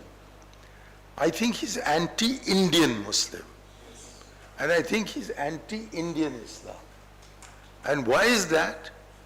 Because the presence of 20 crore Muslims in India dilutes the possibility of making India a Hindu country. So he objects to Muslims because you're not Hindus. And he tries to tell you that you were Hindus and you became Muslims and therefore ghar ghar vapsi. That is the essence of the problem. Dog whistling. There is a war going on or threatening to go on between Israel and Gaza. It's a war between Zionists and Hamas. But it's being portrayed in India as a war between Jews and Muslims. And an equivalence is being made between the Muslims of Gaza and the Muslims of India. And this I strongly object to. I'm not a Muslim, but I'm horrified at what is happening in Gaza or what is threatening to happen in Gaza. I'm horrified at what Israel has done to the Palestinians. I'm horrified also that the IUML have not invited me to their rally tomorrow. I'm more anti-Israel than any of you are, and yet you've forgotten me. So my complaint would be both against the Congress and against the Indian Union Muslim League. Who said, why did Modi win in Gujarat? Because of one slogan. इसने मतलब मोदी ने इन लोगों, that is Muslims, को सबक सिखाया है. इसने उन लोगों को सबक सिखाया है. That he taught the Muslims a lesson. And that is why the Hindus there overwhelmingly voted for it. But please remember that overwhelmingly the Muslims of India have never voted for Modi. Perhaps 40% of Hindus have voted for Modi. Perhaps 45 have. Perhaps even 50. But at least 50% Hindus have never voted for Modi. And I'm very proud to say that in my home state, which is a highly religious Hindu state, the BJP can't get one vote, nor can they in Kerala, despite its being such a religious state. So the Hindus are not against the Muslims. It is the Hindutvists who are against the Muslims. And it's absolutely essential that the Muslim intellectuals, and I see that they are largely represented here, should make a distinction between the Hindutvists, who are actually anti-Hindu, and the Hindus, who are pro-Hindu but not anti-Muslim. In fact, you cannot be a good Hindu if you are anti-Muslim. I saw that in my mother. She was a total Hindu. She often had nasty things to say about other Hindus, but she never spoke a word against Muslims or Christians. Then you have slogans that say, Hum 80%, wo 20. That is, we are 80%, they are 20%. That's how Yogi Adityanath wins his elections. Then Modi says, oh, you can recognize them by their clothing. Who is them? There's not a single Muslim MP from the Jansangh, from the BJP, in either the Lok Sabha or the Rajya Sabha. They're running this country without Muslims. And they're saying they're going to change Muslim law. How? Without a single Muslim on their side. In our parliament, in our Lok Sabha, we have only 4% Muslims. You could change Hindu law because something like 95% of the members were Hindus. But how are you going to change Muslim law in a parliament which has only 4% Muslims? That is why I think the Indian Union Muslim League should have Hindu candidates. That will establish their credentials. And one candidate is available, so they'll take it. There were no Muslim candidates put up by the BJP in the state assembly elections of 2017 or 2022. Now the Muslim community is being divided by Modi, who talks of reaching out to the Pasmanda, that is the backward Muslim. And he's just had a conference of Sufis. Why not of Sunnis? Why not of Shias? Why not just of Muslims? Divide and rule was the way the British ruled in India. And now the Modi government is doing exactly the same. I don't need to go into the Citizenship Act. It was the first time that religion was made a criterion for citizenship. And then they have slogans. I'll give you one. Jab mulle kaate jayenge. When the mullah is killed, or when the mullah's throat is cut, jab mulle kaate jayenge, to Jai Shri Ram childayenge. That's when they'll scream Jai Shri Ram. This is actually a slogan of the BJP. So, and I now come to my conclusion, although I have lots of other things to say, but I'll just stop here. Do we want a Hindu Rashtra or do we want a secular India? This is the question at the crossroads. And unless our opposition gets together, unless the 62% Indians who did not vote for the BJP, even in 2019, get together, we cannot finish this dark age into which Modi has been dragging us. That is why opposition unity is so important.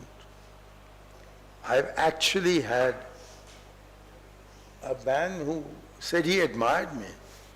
He wanted a photograph taken with me.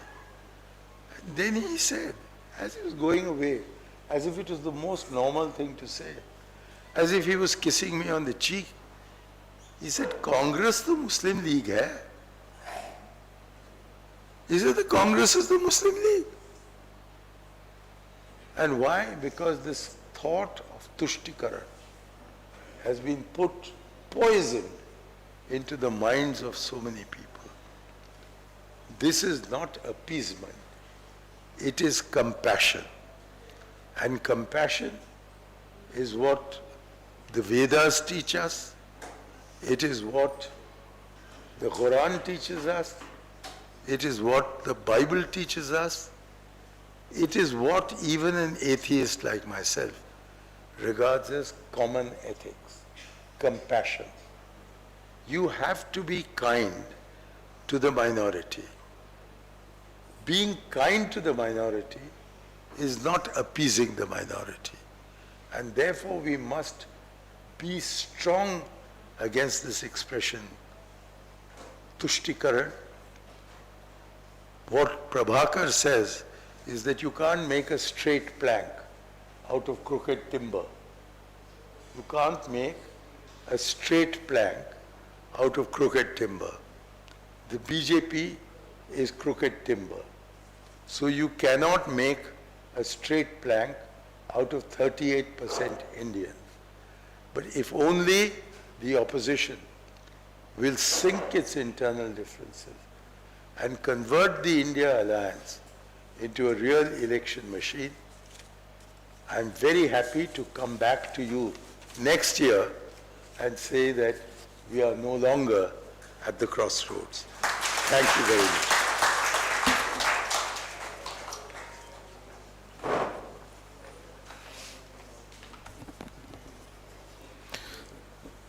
On behalf of the CH Mohammed Koya chair, I welcome Sri P.K. Kunjalikutti Sahib, who is the Deputy Leader of Opposition, Kerala Assembly. He is inaugurating this session. Before that function, as a token of gratitude, CH Mohammed Koya chair is presenting a book to Manishankar Ayyarji. This is Imagined Nationalism. It is a reports of Malabar Rebellion published by Bombay Chronicle during 1921-22. It's compiled by Mr. Ashraf Thangal and his colleague.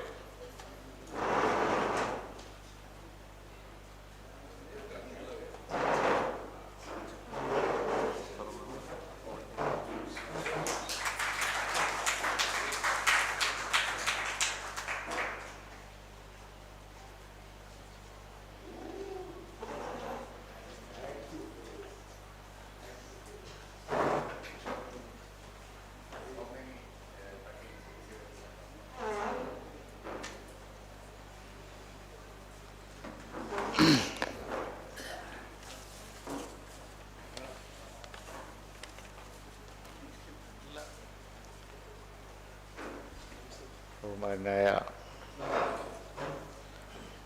MI തങ്ങളെ അനുസ്മരിക്കുന്ന ചടങ്ങിൽ സംസാരിക്കുമ്പോൾ നമ്മളുടെ distinguished guest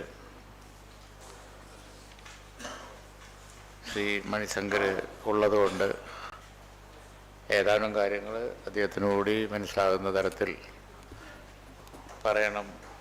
ആരംഭിച്ച് പിന്നെ ബാക്കി കാര്യങ്ങൾ പറയാമെന്ന് കരുതാൻ. I would like to welcome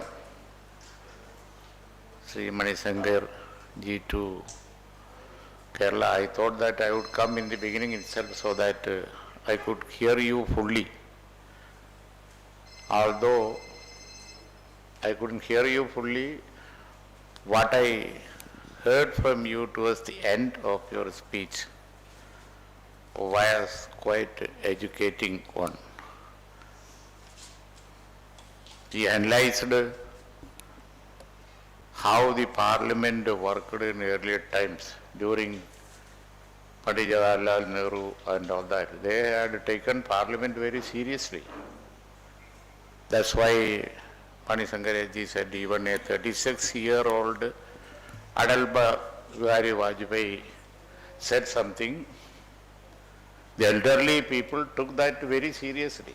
At that time, debate went in parliament of that standard.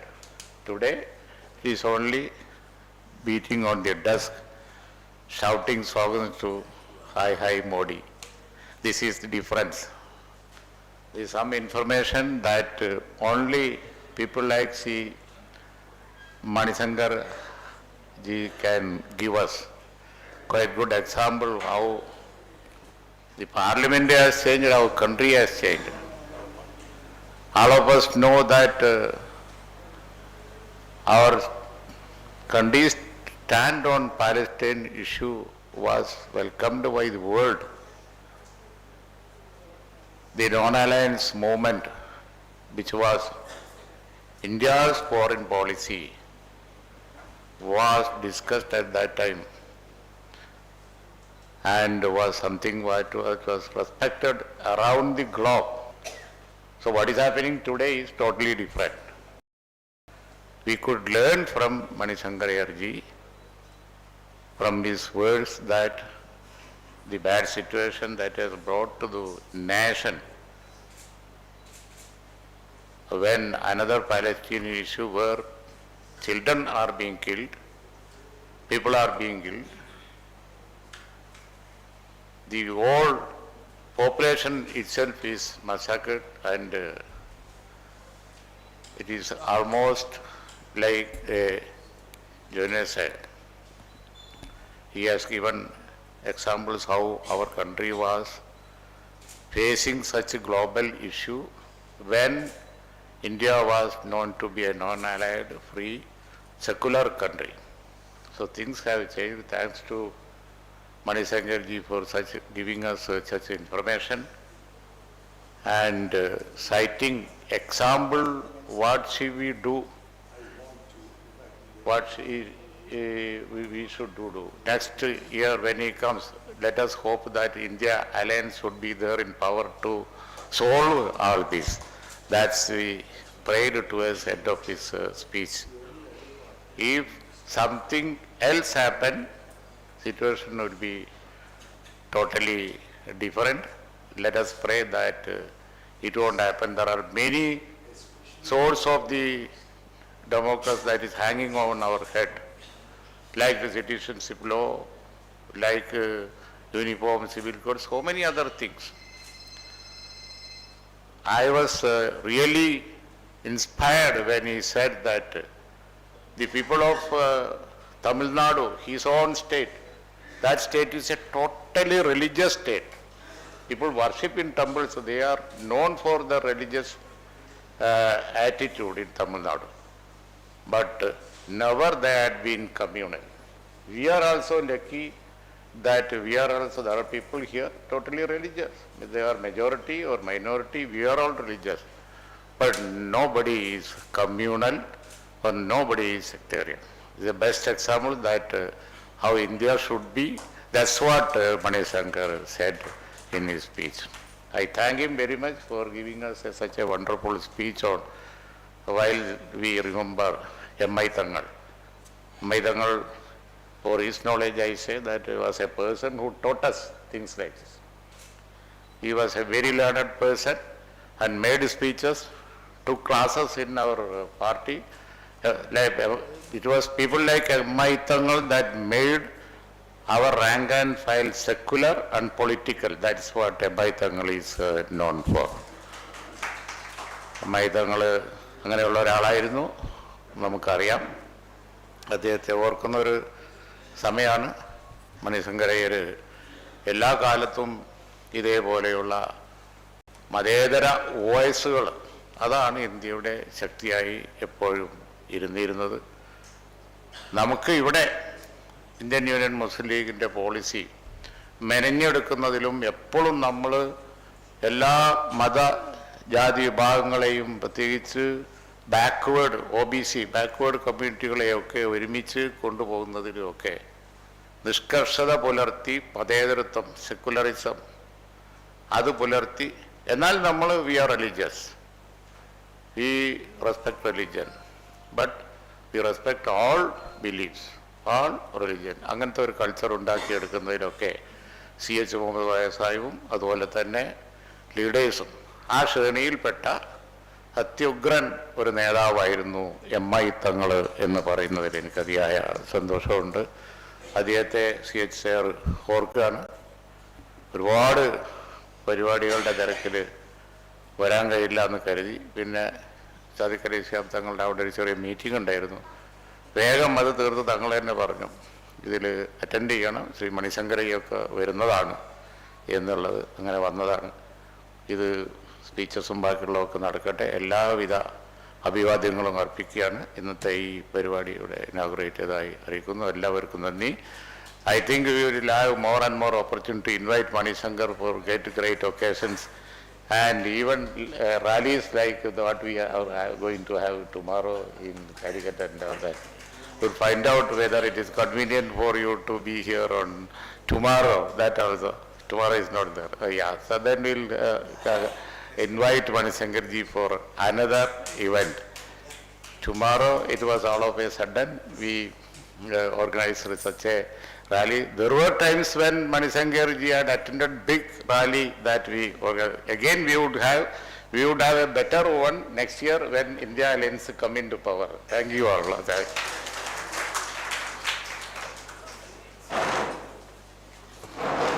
MC Vadagara will speak a few words.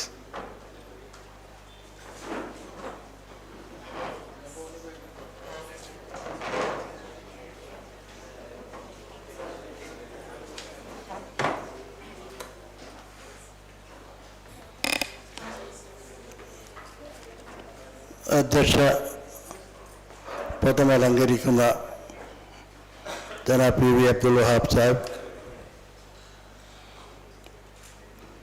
ഇന്ത്യയിലെ എൽഡർ സ്റ്റേറ്റ്സ്മാൻ ആയിട്ടുള്ള ശ്രീ മണിശങ്കർ അയ്യർ, ശ്രീമതി അയ്യർ, നമ്മുടെ എല്ലാം ആദരണീയനായ നേതാവ് PK കുഞ്ഞാലിക്കുട്ടി സാഹിബ്, മറ്റുള്ള സഹോദരന്മാർ, ഈ ചടങ്ങിൻ്റെ മുഖ്യമായ ഉദ്ദേശം ശ്രീ M.I. തങ്ങളെ അനുസ്മരിക്കുക എന്നുള്ളതാണ്. 4 കൊല്ലം മുമ്പ്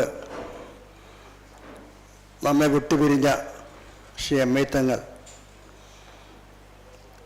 അദ്ദേഹത്തിൻ്റെ ഓർമ്മകൾ ഒരിക്കലും നമ്മെ വിട്ടുപിരിയുന്നില്ല. നമ്മുടെ ഇന്നത്തെ മുസ്ലിം രാഷ്ട്രീയം ഈ രൂപത്തിൽ വാർത്തെടുക്കുന്നതിൽ അദ്ദേഹം വലിയൊരു പങ്ക് നിർവഹിച്ചുവെന്ന് കുഞ്ഞാലിക്കുട്ടി സാഹിബിൻ്റെ ആമുഖമായി ഇവിടെ പറയുകയുണ്ടായി. മുസ്ലിം ലീഗിൻ്റെ എല്ലാ തീരുമാനങ്ങൾക്കും താത്വികമായൊരു അടിത്തറ ഉണ്ടാക്കുന്നതിലും ആ ബലിഷ്ഠമായ അടിത്തറയിൽ മുസ്ലിം ലീഗിൻ്റെ നയങ്ങൾ രൂപപ്പെടുത്തുന്നതിലും വലിയ പങ്ക് വഹിച്ചിട്ടുള്ള ഒരു എഴുത്തുകാരനും ബുദ്ധിജീവിയും ഗ്രന്ഥകാരനുമൊക്കെ ആയിരുന്നു ശ്രീ M.I. തങ്ങൾ. നിരവധി പുസ്തകങ്ങൾ അദ്ദേഹം മലയാള ഭാഷയ്ക്ക് സംഭാവന ചെയ്തിട്ടുണ്ട്. അതെല്ലാം തന്നെ അത് മിക്കവാറും ക്ലാസിക് പുസ്തകങ്ങളാണ്. ഓരോ ആനുകാലിക വിഷയങ്ങളെ സംബന്ധിച്ചും അദ്ദേഹം പത്രങ്ങളിൽ ആദ്യം മാപ്പിളനാടിൽ തുടങ്ങി അവസാനം ചന്ദ്രികയിൽ അവസാനിച്ച അദ്ദേഹത്തിൻ്റെ ആ സാഹിതി സപര്യ നമ്മുടെ എല്ലാവരുടെയും മനസ്സിൽ നിന്ന് മാഞ്ഞു പോകാൻ കാലമായിട്ടില്ല. ഓരോ ആനുകാലിക സംഭവങ്ങളെപ്പറ്റിയും അദ്ദേഹം ആധികാരികമായ ലേഖനങ്ങൾ എഴുതും. ഞാനിപ്പോൾ ഓർക്കുകയാണ്, ഇന്ന് നമ്മൾ ഏറെ ചർച്ച ചെയ്യുന്ന പാലസ്തീൻ പ്രശ്നം, ഇസ്രായേൽ പ്രശ്നം, ആ പ്രശ്നത്തെ സംബന്ധിച്ച് എത്ര ഗംഭീരമായി അദ്ദേഹം ലേഖനങ്ങൾ എഴുതിയിരുന്നു. ഒരു ഇന്റർനാഷണൽ റൗണ്ടിസം, അന്താരാഷ്ട്ര സാമ്രാജ്യത്വ ഗൂഢാലോചനയാണ് ഇസ്രായേൽ എന്ന ഒരു 10-30 കൊല്ലം മുമ്പ് തങ്ങൾ എഴുതി ഞാൻ ഓർമ്മിക്കുകയാണ്. ഇന്നും അതുതന്നെയാണ് യാഥാർത്ഥ്യം. അറബികളുടെ തലയ്ക്ക് മേലെ റഷ്യയും അമേരിക്കയും എല്ലാം കൂടി അടിച്ചേൽപ്പിച്ച ഒരു വലിയ ആണിയായിരുന്നു ഇസ്രായേൽ എന്ന് അദ്ദേഹം അത് പറഞ്ഞിട്ടുണ്ട്. ഇപ്പോൾ നമ്മളെല്ലാവരും അത് തന്നെ പറഞ്ഞുകൊണ്ടിരിക്കുന്നു. ആ സാമ്രാജ്യത്തെ ഗൂഢാലോചനയിൽ നിന്ന് വൻശക്തികൾക്ക് ആർക്കും തന്നെ വിട്ടുമാറാനാവില്ല. ഇന്ന് ഏറ്റവും പുതിയ വാർത്ത, ചൈന, കമ്മ്യൂണിസ്റ്റ് ചൈന അവരുടെ അഭിപ്രായം മാറ്റിയിരിക്കുന്നു എന്നുള്ളതാണ്. ഇതുവരെ ഇസ്രായേലിനെ എതിരായ അഭിപ്രായം പറഞ്ഞ ചൈന ഇന്നലെ മുതൽ ഇസ്രായേലിനെ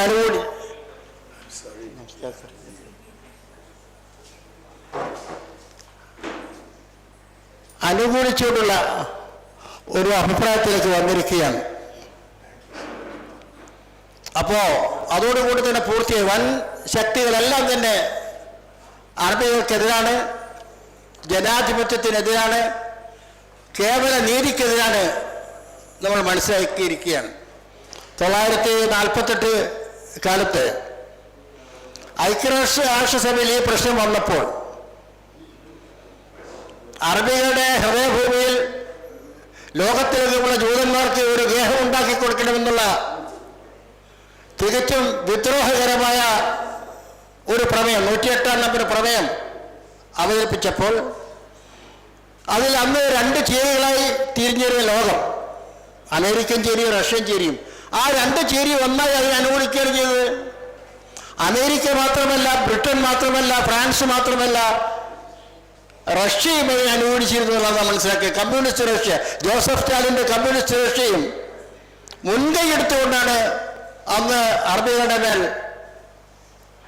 ഈ മുള്ളി അടിച്ചേൽപ്പിച്ചിരുന്ന കാര്യം നമുക്ക് മറന്നുകൂടാ. അപ്പോൾ അന്ന് ധീരമായി എതിർത്ത 13 രാജ്യങ്ങളുണ്ടായിരുന്നു. ഇത് പാതയുടെ അക്രമമാണ് എന്ന് പറഞ്ഞുകൊണ്ട് ധീരമായി അതിനെ എതിർത്ത 13 രാജ്യങ്ങളുണ്ടായിരുന്നു. ആ 13 രാജ്യങ്ങളിൽപ്പെട്ട ആദ്യത്തെ രാജ്യം ഇന്ത്യയാണ്. ഇന്ത്യ, പാകിസ്ഥാൻ, ഇറാൻ, തുർക്കി മുതലായിട്ടുള്ള ഒരു 13 രാജ്യങ്ങൾ അതിനെ ശക്തിയിട്ട് എതിർത്തു. അപ്പോൾ ജവഹർലാൽ നെഹ്റുവിൻ്റെ ഇന്ത്യക്ക് അന്നും ഇന്നും അഭിമാനിക്കാൻ കഴിയും, ഞങ്ങൾ ഈ മഹാപാപത്തിൽ പങ്കെടുക്കാത്തവരാണ്. പക്ഷെ കമ്മ്യൂണിസ്റ്റ് റഷ്യക്ക് അങ്ങനെ ചെയ്യാൻ കഴിയില്ല, കമ്മ്യൂണിസ്റ്റ് ചൈനയ്ക്ക് അങ്ങനെ ചെയ്യാൻ കഴിയില്ല. ഞാനിത് പറയാൻ കാരണം ഇന്ന് അവരൊക്കെ ഇതിന് വലിയ വക്താക്കി ഞങ്ങൾ വലിയ ഇസ്രായേൽ വിരോധികളാണെന്നൊക്കെ പറഞ്ഞ് വരുന്നുണ്ടല്ലോ. എന്നാൽ ഇത് യാഥാർത്ഥ്യമാക്കുന്നതിൽ, ഈ ഇസ്രായേൽ യാഥാർത്ഥ്യമാക്കുന്നതിൽ അന്ന് അമേരിക്കയെ പോലെ തന്നെ പങ്കുവച്ച രാഷ്ട്രമായിരുന്നു സോവിയറ്റ് യൂണിയൻ എന്ന് നമ്മൾ മറന്നുകൂടാ. അതേ അവസരത്തിൽ ജവഹർലാൽ നെഹ്റുവിൻ്റെ ഇന്ത്യക്ക് അന്ന് ഞങ്ങളെതിരായിരുന്നു, ഇന്നും ഞങ്ങളെതിരായി എന്ന് പറയാം. പക്ഷേ ഇന്ന് ആ വിദേശ നയത്തിൽ വെള്ളം ചേർത്തിരിക്കും. അതാണ് ശ്രീ മണിശങ്കർ മനോഹരമായി ഇവിടെ പറഞ്ഞത്. നമ്മുടെ എല്ലാ നല്ല മൂല്യങ്ങളെയും ഒന്നൊന്നായി കളഞ്ഞു കുളിക്കുന്ന ഒരു ഗവൺമെന്റ്, അത് മതേതരത്വത്തെ ഇന്ത്യയിൽ അപകടത്തിലാക്കിയിരിക്കുന്നെന്നാണ് അദ്ദേഹം പറഞ്ഞതിൻ്റെ സാരം. അതുകൊണ്ട് നമ്മൾ ഏതെല്ലാം മഹത്തായ മൂല്യങ്ങൾക്ക് വേണ്ടി നമ്മൾ സ്വപ്നം കണ്ടുവോ, ഏതെല്ലാം മൂല്യങ്ങൾക്ക് വേണ്ടി നമ്മൾ ആഗ്രഹിച്ചുവോ, ആ മൂല്യങ്ങൾ ഒന്നൊന്നായി തകർന്നുകൊണ്ടിരിക്കുന്ന ഒരു രാജ്യത്താണ്, ഒരു കാലത്താണ് നമ്മുടെ പ്രിയങ്കരനായ തങ്ങളെ അനുസ്മരിച്ചുകൊണ്ടിരിക്കുന്നത്. അദ്ദേഹം പറയുന്നത് ഭംഗിയല്ല എന്ന് ഞാൻ വിചാരിക്കുകയാണ്. നമ്മൾക്ക് ഒരിക്കലും വിസ്മരിക്കാനാവാത്ത വിധം നല്ല രീതിയിലുള്ള സംഭാവനകൾ അർപ്പിച്ച് നമ്മുടെ ബൗദ്ധിക മണ്ഡലത്തെ സമ്പുഷ്ടമാക്കിയ ആ തങ്ങൾ നമ്മുടെ പുതുതായി വളർന്നു വരുന്ന രാഷ്ട്രീയ പ്രവർത്തകന്മാർക്ക്, സാമൂഹിക പ്രവർത്തകന്മാർക്ക് ഒരു പാഠപുസ്തകമായി തീരട്ടെ എന്ന പ്രാർത്ഥനയോടുകൂടി ഞാൻ ഈ ലഘു അനുസ്മരണം ഇവിടെ അവസാനിപ്പിക്കുന്നു.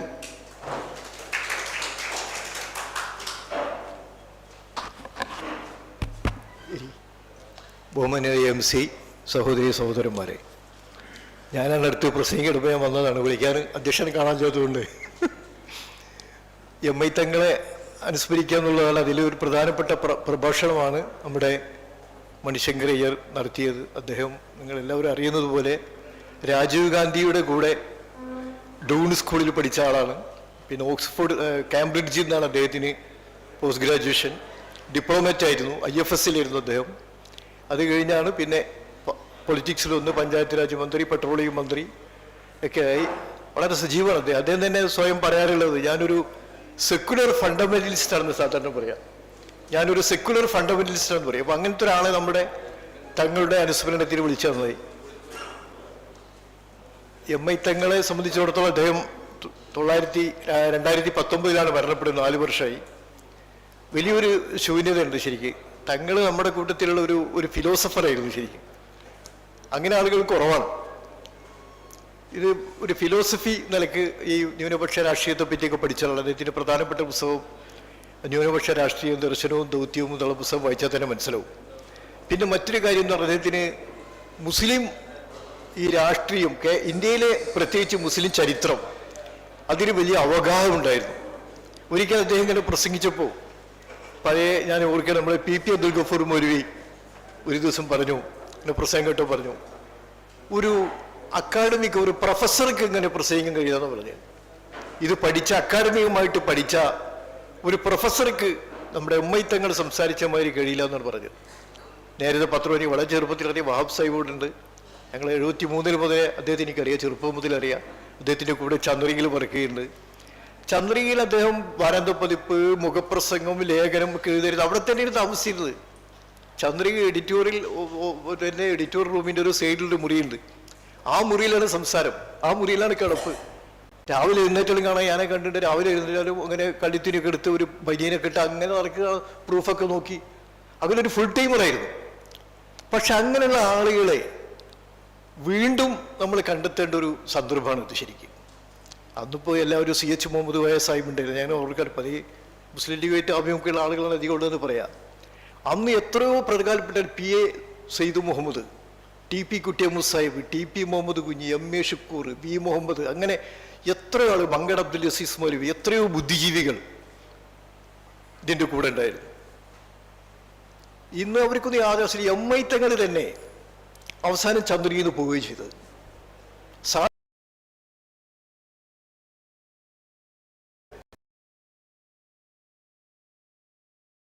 അങ്ങനെ നമ്മൾ വിത്തുകളൊക്കെ ഉണ്ടാവുമല്ലോ. ഒരാൾ പറഞ്ഞു CH മരണപ്പെട്ടു പോയി കൂട്ടും, അങ്ങനെയല്ല. എന്തുകൊണ്ടാണ് അവർക്കൊരു ബുദ്ധിമുട്ടെന്ന് പറയും. PA മുഹമ്മദ് കോയ ഉണ്ടായിരുന്നു ഇവിടെ, മുഷ്താഖ് എന്ന് പറഞ്ഞത്. ഈ ചന്ദ്രിക ആഴ്ചപ്പതിലേക്ക് CH വിളിച്ചു കൊടുത്തത്. അദ്ദേഹം ലീഗായിരുന്നു, അദ്ദേഹം കമ്മ്യൂണിസ്റ്റായിരുന്നു. ചെറുപ്പത്തിൽ ലീഗായിരുന്നു. പിന്നെ കമ്മ്യൂണിസ്റ്റ് പാർട്ടിക്ക് വേണ്ടി എനിക്ക് തോന്നുന്നത് കോർപ്പറേഷനിൽ മത്സരിച്ചെന്ന് സംശയമുണ്ട്, പട്ടുതെരുവെന്ന്. അദ്ദേഹത്തെ CH ആണ് വിളിച്ചു കൊടുക്കുന്നത്. അവിടെ ഇരുത്തി എല്ലാറ്റിനെ പറ്റിയുള്ള എൻസൈക്ലോപീഡിയ പോലെ ആയിരുന്നു PA മുഹമ്മദ് കോയ. അദ്ദേഹം പിന്നെ കുറെ കഴിഞ്ഞപ്പോൾ CH മരിച്ചപ്പോൾ ഞാനൊന്നും ഇടിയാവുന്നിരിക്കില്ല, അദ്ദേഹം പോയി. അദ്ദേഹം കുറെ ലോ അഡ്ജസ്റ്റ്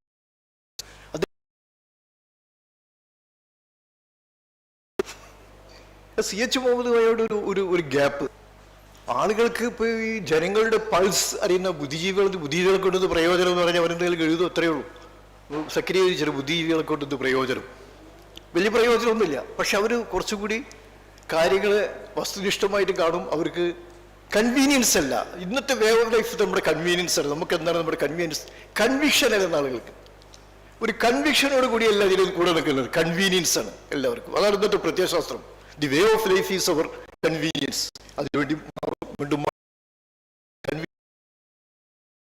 അതിന് കൂടുതലാണ് MI തങ്ങളും പല ആളുകൾ എഴുതി. പിന്നെ ചന്ദ്രകിന്റെ ചീഫ് എഡിറ്ററായിട്ട് വന്നു. അതിനിടയിൽ വർത്തമാനം അബൂബക്കർ കാരക്കുഞ്ഞിന് അടുത്ത ദിവസം വഹാബ് സാഹിബ് അനുസ്മരിച്ച പത്രത്തിൽ ജീവിയായിരുന്നു. തങ്ങൾ അത് നിരന്തരമായിട്ട് ഒരു എന്താ പറയാ, ഒരു സെറിബ്രാട്ടോണിക് എന്ന് പറയില്ല, ഇങ്ങനെ ബുദ്ധിജീവപരമായിട്ട് ജീവിതം നയിച്ച ആളാണ് തങ്ങൾ. അങ്ങനെയുള്ള ആൾ റഹീം മേച്ചേരിയാണ് ശരിക്കും തങ്ങളെ ചന്ദ്രയെ കൊണ്ടുവരുന്നത്. റഹീം മേച്ചേരി തങ്ങൾ എന്ന് പറഞ്ഞാൽ അദ്ദേഹം അക്കാഡമികം എന്ന് പറഞ്ഞാൽ SLC മാത്രമേ ഉള്ളൂ. അദ്ദേഹം മഞ്ചേരി സ്കൂളിലെ ഇംഗ്ലീഷ് മീഡിയത്തിൽ പഠിച്ചു. അന്ന് ഇംഗ്ലീഷ് മീഡിയം ഉണ്ടായിരുന്നു സ്കൂളിൽ. ദേവദാർ അന്ന് മാനവേദനയിൽ കണ്ടല്ലോ, നിലമ്പൂരൊക്കെ അങ്ങനെ നോർത്ത് ഇന്ത്യയിലേക്ക് പോയിട്ട് അതിന് ഉറുദു അദ്ദേഹത്തെ അറിയാമായിരുന്നു. ചന്ദ്രിക പോലുള്ള പത്രത്തിൽ അന്ന് ഉറുദു അറിയുന്ന ആള് തങ്ങൾ മാത്രമേ ഉള്ളൂ. മുമ്പ് നേരത്തെ KP കലി എന്നൊക്കെ പറഞ്ഞ ആളുകളുണ്ടായിരുന്നു. CC സാലി സാഹിബ് ഒക്കെ ഉണ്ടായിരുന്നു. അപ്പോൾ ഒക്കെ ഉറുദു ഒക്കെ ആയിട്ട് അദ്ദേഹം നന്നായിട്ട് വായിച്ച ആ അനുഭവമാണ് അദ്ദേഹത്തെ രൂപപ്പെടുത്തി. ഇന്നും സർ സയ്യിദ് അഹമ്മദ് ഖാനെ പറ്റി മലയാളത്തിലുള്ള പുസ്തകം MI തങ്ങളുടെ പുസ്തകമാണ്. നമ്മളെല്ലാവരും ഇങ്ങനെ അത് എഴുതിയ തങ്ങളാണ്. ഇപ്പൊ ജിന്നയെ പറ്റി ലാസ്റ്റിൽ എഴുത അതിനിടയ്ക്കാണ് അസുഖമായിട്ട് മരണം. കുഞ്ഞിമൂസ പത്രം കൈകാര്യം ചെയ്യുന്നത് റഹീം മേച്ചേരിയുടെ സ്റ്റുഡൻ്റാണ്. സെയ്ദ് ഉമർ ബാഫയ്ക്ക് തങ്ങൾ ECUB പ്രിയപ്പെട്ട ECUB ഇത് ഒരു മിഷനറി സ്പിരിറ്റുള്ള കുട്ടിയാണ്. മേച്ചേരിനെ പറ്റി ഇതൊരു മിഷനറി സ്പിരിറ്റുള്ള കുട്ടിയാണ്. പോയി ഇന്ന് ആളുകളുടെ പൾസ് അറിയണമെന്നില്ല, ആളുകളുടെ പൾസ് അറിഞ്ഞാൽ മതി. അതാണ് എന്താ എല്ലാം പിരിവിൻ്റെ ഒരു കൂട്ടം. യൂത്ത് ലീഗ് ഒരു ധോത്തി ചാലഞ്ച്, വനിതാ ലീഗിൻ്റെ വക ചായപ്പൊടി വിൽപ്പന, MSF വക പഴയ പത്രം വാങ്ങുക, അങ്ങനെ എല്ലാവരെയും കൂടി ഒരു നെറ്റ്വർക്ക് മാർക്കറ്റിംഗ് മാതിരിയാണ് സംഭവം. ഫുൾ ടൈം അത് വേണ്ടെന്നല്ല പറഞ്ഞ അതിന് ആവശ്യങ്ങൾ.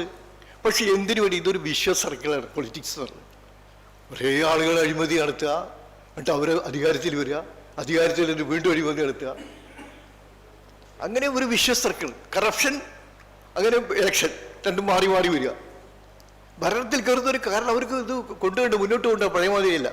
അപ്പോൾ ഇത് വളരെ വ്യാപകമായ ഒരു സംഗതി. പ്രത്യേകിച്ച് വാഫക്കിത്തങ്ങൾ പോലെയുള്ള വലിയ വലിയ ആളുകളായിരുന്നു, അനുസരിച്ചുള്ള ആളായിരുന്നു കാര്യങ്ങളെ പറ്റി. അങ്ങനെ ഫുൾ ടൈം ഇതിലൂടെ ജീവിച്ചു. അദ്ദേഹം ചന്ദ്രികയിൽ നിന്ന് പോയി. ഞാൻ ആത്മാഭിമാനമുള്ള ഒരാളാണ് MI തങ്ങൾ. എന്നാൽ ചന്ദ്രികയിൽ നിന്ന് പോയിട്ട് അദ്ദേഹം ചന്ദ്രൻ ഒരു കത്ത് കൊടുത്തു. കത്തൊക്കെ കഴിഞ്ഞ് വിവാദമായി. ആരെങ്കിലും അദ്ദേഹം പോയി കണ്ടിട്ടില്ല. ആരും അദ്ദേഹത്തെ വിളിച്ചു ചോദിച്ചതുമില്ല എന്താ സംഭവം എന്നുള്ളത്. ആരും ഇവിടെ ഉണ്ട്.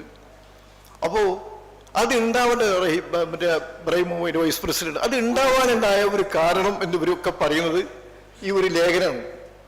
അത് പറയാൻ അസൗകര്യം പറയാനല്ലോ. MI തങ്ങൾ മുമ്പ് MSFന്റെ ഒരു സോവനിയർ 1981 സോവനിയറിൽ വേണം നമുക്ക് ഒരു ബുദ്ധിജീവി മണ്ഡലം എന്നൊരു ലേഖനം ഉണ്ട്. അതിൽ വേണം, ചെറിയൊരു ലേഖനം, 2-3 പേജുള്ള വേണം നമുക്ക് ഒരു ബുദ്ധിജീവി മണ്ഡലം.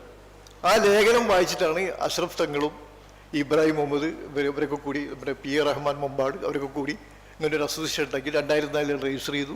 10-20 വർഷമായിട്ട് പ്രവർത്തിക്കുന്ന ഒരു സ്പോൺസർ ചെയ്ത ചെയർ സ്പോൺസർ ചെയ്യാൻ വേണ്ടി അന്ന് എല്ലാ മീറ്റിങ്ങിലും പറയാനുള്ള വഹാബ് സാഹിബ്, മുനീർ സാഹിബ് അവരെ കൂടി, ഷാജി അവരെ കൂടി മുൻകൈ എടുത്താണ് ചെയർ ഉണ്ടാക്കിയത്. ചെയർ മുന്നോട്ട് പോകണം. അത് അക്കാഡമിക് ബോഡിയായിട്ടാണ് മുന്നോട്ട് പോകേണ്ടത്. ശരി, ചെയർ അതിനാണ് ഒരു അക്കാഡമിക് പർപ്പസിലാണ് ചെയർ. CH ആയതിൻ്റെ ഉദ്ഘാടനത്തിനന്ന് വഹാബ് സാഹിബിൻ്റെ തോന്നുന്നുണ്ട് അത് ഉദ്ഘാടനം ചെയ്ത അന്ന് നമ്മുടെ കേന്ദ്രമന്ത്രി അഹമ്മദ് സാഹിബാണ് ഉദ്ഘാടനം ചെയ്തത്. തങ്ങളുണ്ടായിരുന്നു, ഹൈദരലി തങ്ങൾ. അന്ന് വീരേന്ദ്രകുമാർ ഒരു കാര്യം പറഞ്ഞു. ഒരുപാട് സ്മാരകങ്ങൾ CHന്റെ പേരിലുണ്ട്, പക്ഷേ ഭാവിയിൽ ചരിത്രത്തിൽ ഇടം പിടിക്കാൻ പോകുന്ന സ്മാരകം ചെയറായിരിക്കുന്നത് പറഞ്ഞു. എന്നെ CH അതായിരുന്നു. CH രോഗികളെ ആസ്പത്രി കൊണ്ടായാളോ റിലീഫ് പ്രവർത്തനം നടത്തിയോളല്ല. CH ഇതിൻ്റെ ഒരു ബ്രെയിനായിരുന്നു. ശരി, ഈ നാഷണൽ പൊളിറ്റിക്സിൽ സെക്യുലർ ഡെമോക്രസിയിൽ എന്താവാം എന്നുള്ളതിൻ്റെ ഒരു എംബ്ലമാണ് CH മുതൽ. ആ തൊപ്പിയിട്ട് നെരിയാണിക്ക് മുകളിൽ തുണിയെടുത്ത് എവിടെ പോയാലും ഞാനൊരു മുസൽമാനാണെന്നാണ് മുഖ്യമന്ത്രിയായിട്ട് സത്യപ്രതിജ്ഞ ചെയ്തതിനു ശേഷം പുത്തരിക്കണ്ടം മൈതാനിൽ ഈ സ്വീകരണത്തിൽ അദ്ദേഹം പ്രസംഗിക്കുന്നത് ഞാനൊരു മുസൽമാനാണ്, അനീതി ഞാൻ ചെയ്യില്ല എന്ന് പറഞ്ഞിട്ട് എൻ്റെ സമുദായത്തിൻ്റെ അവകാശങ്ങൾ തലനാരിഴ വിട്ടുകൊടുക്കുകയോ മറ്റുള്ള അവകാശങ്ങൾ തലനാരിഴ കവർന്നെടുക്കുകയോ ചെയ്യില്ല എന്നൊക്കെ ഒരു പ്രസംഗിക്കണം. അങ്ങനെ ഒരാളെ സെക്യുലർ ഡെമോക്രാറ്റിക് കൺസെപ്റ്റിൽ അതിൻ്റെ ഒരു എംബ്ലം മാതിരി നമുക്ക് പ്രദർശിപ്പിക്കാൻ കഴിഞ്ഞിട്ടുണ്ടെങ്കിൽ ഈ ആശയത്തിന് പ്രസക്തിയുണ്ട്. ആ ആശയത്തിൻ്റെ വ്യാപനത്തിന് വേണ്ടി, അതിൻ്റെ പഠനത്തിന് വേണ്ടി ജീവിതം സമർപ്പിച്ച മഹാനായൊരു വ്യക്തിയായിരുന്നു തങ്ങൾ. നിഷ്കാമ കർമ്മി. അദ്ദേഹത്തിന് സ്വന്തമായിട്ട് ഒരു താല്പര്യങ്ങളുണ്ടായിരുന്നില്ല. ഒരു പ്രശംസയിലോ അല്ലെങ്കിൽ അങ്ങനെ എല്ലാവരും പ്രശംസിച്ചാൽ അങ്ങനെ യാതൊരു ഇതുണ്ടെന്നില്ല. അങ്ങനെ നമ്മുടെ കൂടെ ജീവിച്ച ഒരാളെ തങ്ങൾ. ഏതായാലും CH മുഹമ്മദ് കോയ ചെയർ തങ്ങളെ അനുസ്മരിക്കാൻ ഇങ്ങനെ ഒരു പരിപാടി സംഘടിപ്പിക്കുകയും അതിൽ ഇന്ത്യയിലെ തന്നെ വളരെ പ്രശസ്തനായ രാഷ്ട്രീയ ചിന്തകൻ എന്ന് തന്നെ പറയാവുന്ന ഒരു ഡിപ്ലോമാറ്റ് ടേൺഡ് പൊളിറ്റീഷ്യൻ ആയിരുന്ന ഒന്നും എഴുതുകയും അയക്കുകയും ചെയ്യുന്ന പിന്നെ മണിശങ്കരയ്യരെ പോലെയുള്ള വളരെ പ്രഗത്ഭനായ ഒരു വ്യക്തി നമ്മുടെ ഉള്ളിൽ പ്രസംഗിച്ചു. എല്ലാവരും അഭിനന്ദിച്ചുകൊണ്ട് ഒരിക്കൽ നന്ദി പറഞ്ഞ് അവസാനിപ്പിക്കുന്നു. അസ്സലാമു അലൈക്കും. ഷംസീർ കേളോത്ത് നമ്മളോട് സംസാരിക്കുന്നു.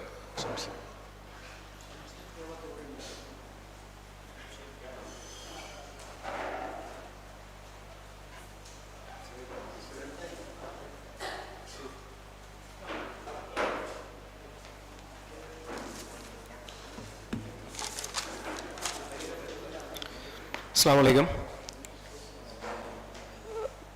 वहाब साहिब, MC റഷീദ് ക, ഖാദർ പലായി, മറ്റ് ഇവിടെ സന്നിഹിതരായിരിക്കുന്ന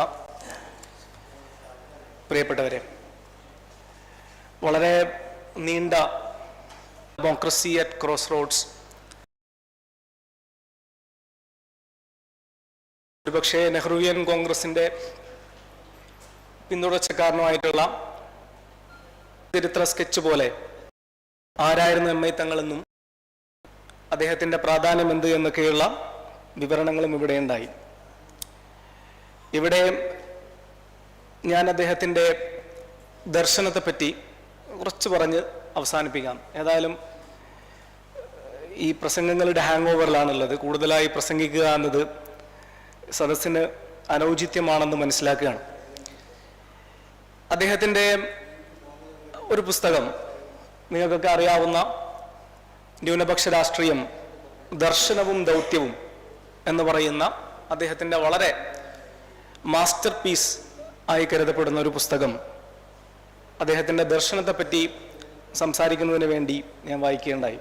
ആ പുസ്തകത്തെ അധികരിച്ചുകൊണ്ട് അതിൽ അദ്ദേഹം കൈകാര്യം ചെയ്തിട്ടുള്ള ഒരു പ്രത്യേകമായിട്ടുള്ളൊരു ഏരിയ മെൻഷൻ ചെയ്തുകൊണ്ട് ഞാൻ എൻ്റെ പ്രസംഗം അവസാനിപ്പിക്കാം.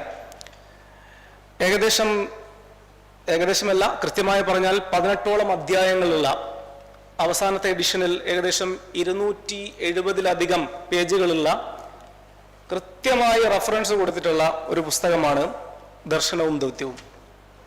കേരള ചരിത്രത്തെപ്പറ്റി എഴുതപ്പെട്ടിട്ടുള്ള ചരിത്ര പുസ്തകങ്ങളിൽ പോലും റഫറൻസ് നൽകപ്പെടാതെ എഴുതുന്ന, അക്കാദമിക പുസ്തകങ്ങളിൽ പോലും റഫറൻസ് നൽകാതെ എഴുതപ്പെടുന്ന ഒരു കാലത്ത് ഒരു മുസ്ലിം രാഷ്ട്രീയത്തിൻ്റെ ദൈക്ഷണികമായ വിചാരങ്ങൾക്ക് ഊടും പാവവും നൽകുന്ന ദർശനവും ദൗത്യവും എന്ന് പറയുന്ന അദ്ദേഹത്തിൻ്റെ കൃതിക്ക് അദ്ദേഹം ഉപയോഗിച്ചിരിക്കുന്ന ആശയങ്ങൾക്ക് പോലും കൃത്യമായ റഫറൻസ് നൽകിക്കൊണ്ടാണ് അദ്ദേഹം ആ ഒരു പുസ്തകത്തെ സംവിധാനിച്ചിരിക്കുന്നത്. ഇതൊരു മെസ്സേജാണ്. കാരണം താൻ കൈകാര്യം ചെയ്യുന്ന വിഷയം മുസ്ലിം രാഷ്ട്രീയമാണെന്നും മുസ്ലിം ന്യൂനപക്ഷ രാഷ്ട്രീയത്തിൻ്റെ സൈദ്ധാന്തികമായിട്ടുള്ള ഇടപെടലുകളെയാണ് താൻ റെപ്രസെന്റ് ചെയ്യുന്നത് എന്ന് മനസ്സിലാക്കിയുള്ള ഒരു ദാർശനികമായ ചിന്തകന്റെ, എഴുത്തുകാരൻ്റെ ഇടപെടലായിട്ടാണ് MI തങ്ങളുടെ ദർശനം, അല്ലെ ന്യൂനപക്ഷ രാഷ്ട്രീയത്തിൻ്റെ ദർശനവും ദൗത്യവും എന്ന് പറയുന്ന പുസ്തകത്തെ ഞാൻ കാണാൻ ആഗ്രഹിക്കുന്നത്. കേവല ചരിത്ര വായനയല്ല, കൃത്യമായ ദാർശനികമായ പിന്തുണയുള്ള ഒരു എഴുത്താണ് ഈ പുസ്തകം എന്ന് കാണാം. പെട്ടെന്ന് തന്നെ വിഷയത്തിലേക്ക് വരാം. ഈ ഒരു 18 അധ്യായങ്ങളെ, അതിൻ്റെ ഒരു ലാർജർ തീമിനെ, അതിൽ പരാമർശിക്കപ്പെട്ടിട്ടുള്ള തീമിനെ നമ്മളൊരു കാറ്റഗറൈസ് ചെയ്തുകൊണ്ട് നമ്മൾ അതിനെ പഠിക്കുകയാണെങ്കിൽ, we could divide these 18 chapters into 3 categories. 18 അധ്യായങ്ങളെ നമുക്ക് പ്രധാനമായിട്ട് 3 കാര്യങ്ങളിലേക്ക് ചുരുക്കാൻ കഴിയും. ആ 3 കാര്യങ്ങൾ ഇവയാണ്. ഒന്ന്, പ്രത്യയശാസ്ത്രം. അദ്ദേഹം ഈ ഒരു പുസ്തകത്തിൽ വ്യവഹരിക്കുന്നത് പ്രധാനമായിട്ടും ഈ ഒരു 18 അധ്യായങ്ങളിൽ ഏകദേശം 9ഓളം അധ്യായങ്ങൾ അദ്ദേഹം നീക്കിവെച്ചിരിക്കുന്നത് പ്രത്യയശാസ്ത്രത്തെ പറ്റി പറയാനാണ്. എന്താണ് മുസ്ലിം രാഷ്ട്രീയം, എന്താണ് ഇന്ത്യയിലെ മുസ്ലിം രാഷ്ട്രീയത്തിന്റെ പ്രത്യയശാസ്ത്രം എന്നതിനെപ്പറ്റി സംസാരിക്കാനാണ് അദ്ദേഹം ഏകദേശം 9ഓളം അധ്യായങ്ങൾ മാറ്റിവെച്ചിരിക്കുന്നതെന്ന് കാണാൻ കഴിയും. അവിടെ രണ്ടാമത് അദ്ദേഹം കൈകാര്യം ചെയ്യുന്നത് എന്താണ് പ്രസ്ഥാനം അഥവാ സംഘടന, മുസ്ലിം രാഷ്ട്രീയ സംഘടന എന്താണ്. ഈ വിഷയങ്ങളെ അധികരിച്ചുകൊണ്ട് അദ്ദേഹം പല അധ്യായങ്ങളും കൈകാര്യം ചെയ്യുന്നുണ്ട്. എക്സാമ്പിൾ മുസ്ലിം ലീഗും മതസംഘടനകളും വളരെ കാലിക പ്രസക്തമായിട്ടുള്ള ഒരു ടോപ്പിക്കാണ്. എങ്ങനെയാണ് മുസ്ലിം ലീഗും മതസംഘടനകളും ബന്ധപ്പെട്ട് കിടക്കുന്നത്? മുസ്ലിം ലീഗ് ഒരു പ്ലാറ്റ്ഫോമാണോ, പ്രസ്ഥാനമാണോ, സംഘടനയാണോ, അതല്ലെങ്കിൽ മറ്റ് സംഘടനകൾ എന്താണ്? ഇനി മുസ്ലിം രാഷ്ട്രീയത്തെ പറയാൻ വേറൊരു സംഘടനയ്ക്ക് സ്കോപ്പുണ്ടോ? അദ്ദേഹത്തിന്റെ അഭിപ്രായത്തിൽ മുസ്ലിം രാഷ്ട്രീയം പറയാൻ ഒരൊറ്റ സംഘടനയ്ക്ക് മാത്രമേ അധികാരമുള്ളൂ, അവകാശമുള്ളൂ. അത് മുസ്ലിം ലീഗിനാണ്. കാരണം അല്ലെങ്കിൽ മുസ്ലിം ലീഗിന് ബദലായിട്ടുള്ള ഒരു പ്രത്യയശാസ്ത്രം അവതരിപ്പിക്കപ്പെടണമെന്നൊക്കെയാണ്. ആ കാര്യങ്ങളാണ് ആ ഭാഗത്ത് അദ്ദേഹം എന്ത് ചെയ്യുന്നത്, വിശദീകരിക്കുന്നത്. മറ്റൊരു പ്രധാനപ്പെട്ട ഒരു കാറ്റഗറി അദ്ദേഹം കൈകാര്യം ചെയ്യുന്നത് ഈ മുസ്ലിം രാഷ്ട്രീയത്തിന്റെ പ്രവർത്തന പദ്ധതി എന്താണ് എന്നതാണ്. ഏതൊരു പ്രസ്ഥാനത്തിനായാലും ഏതൊരു സംഘടനക്കായാലും അതിനൊരു പ്രത്യയശാസ്ത്രം ഉണ്ടാവും, അതിനൊരു സംഘടന ഉണ്ടാവും, അതിനൊരു പാർട്ടി പ്രോഗ്രാം എന്ന് നമ്മൾ സഖാക്കളൊക്കെ പറയുന്ന പാർട്ടി പ്രോഗ്രാം ഉണ്ടാവും. അപ്പൊ ഈ പാർട്ടി പ്രോഗ്രാം എന്താണ് എന്നതാണ് MI തങ്ങൾ ഈ ഭാഗത്ത് കൈകാര്യം ചെയ്തത്. വളരെ പ്രധാനപ്പെട്ട ചില അധ്യായങ്ങൾ: മുസ്ലിം പ്രശ്നം, വിഭജനം ഭീഷണിയുടെ ഉരുപ്പടി, ഫാസിസത്തിന്റെ ഈറ്റില്ലങ്ങൾ, തീവ്രവാദം, ഇസ്ലാമിസവും ജനാധിപത്യവും, രാഷ്ട്രീയ സംസ്കാരത്തിന്റെ പിറവി തുടങ്ങിയ അധ്യായങ്ങളിൽ അദ്ദേഹം കൈകാര്യം ചെയ്യുന്നത് ഇതാണ്. കുറച്ച് അദ്ദേഹത്തിന്റെ ഈ പ്രത്യയശാസ്ത്ര സംബന്ധിയായിട്ടുള്ള അദ്ദേഹത്തിന്റെ ഇടപെടലുകൾ കുറച്ച് പരാമർശങ്ങൾ കൂടി നടത്തി ഞാൻ അവസാനിപ്പിക്കാം.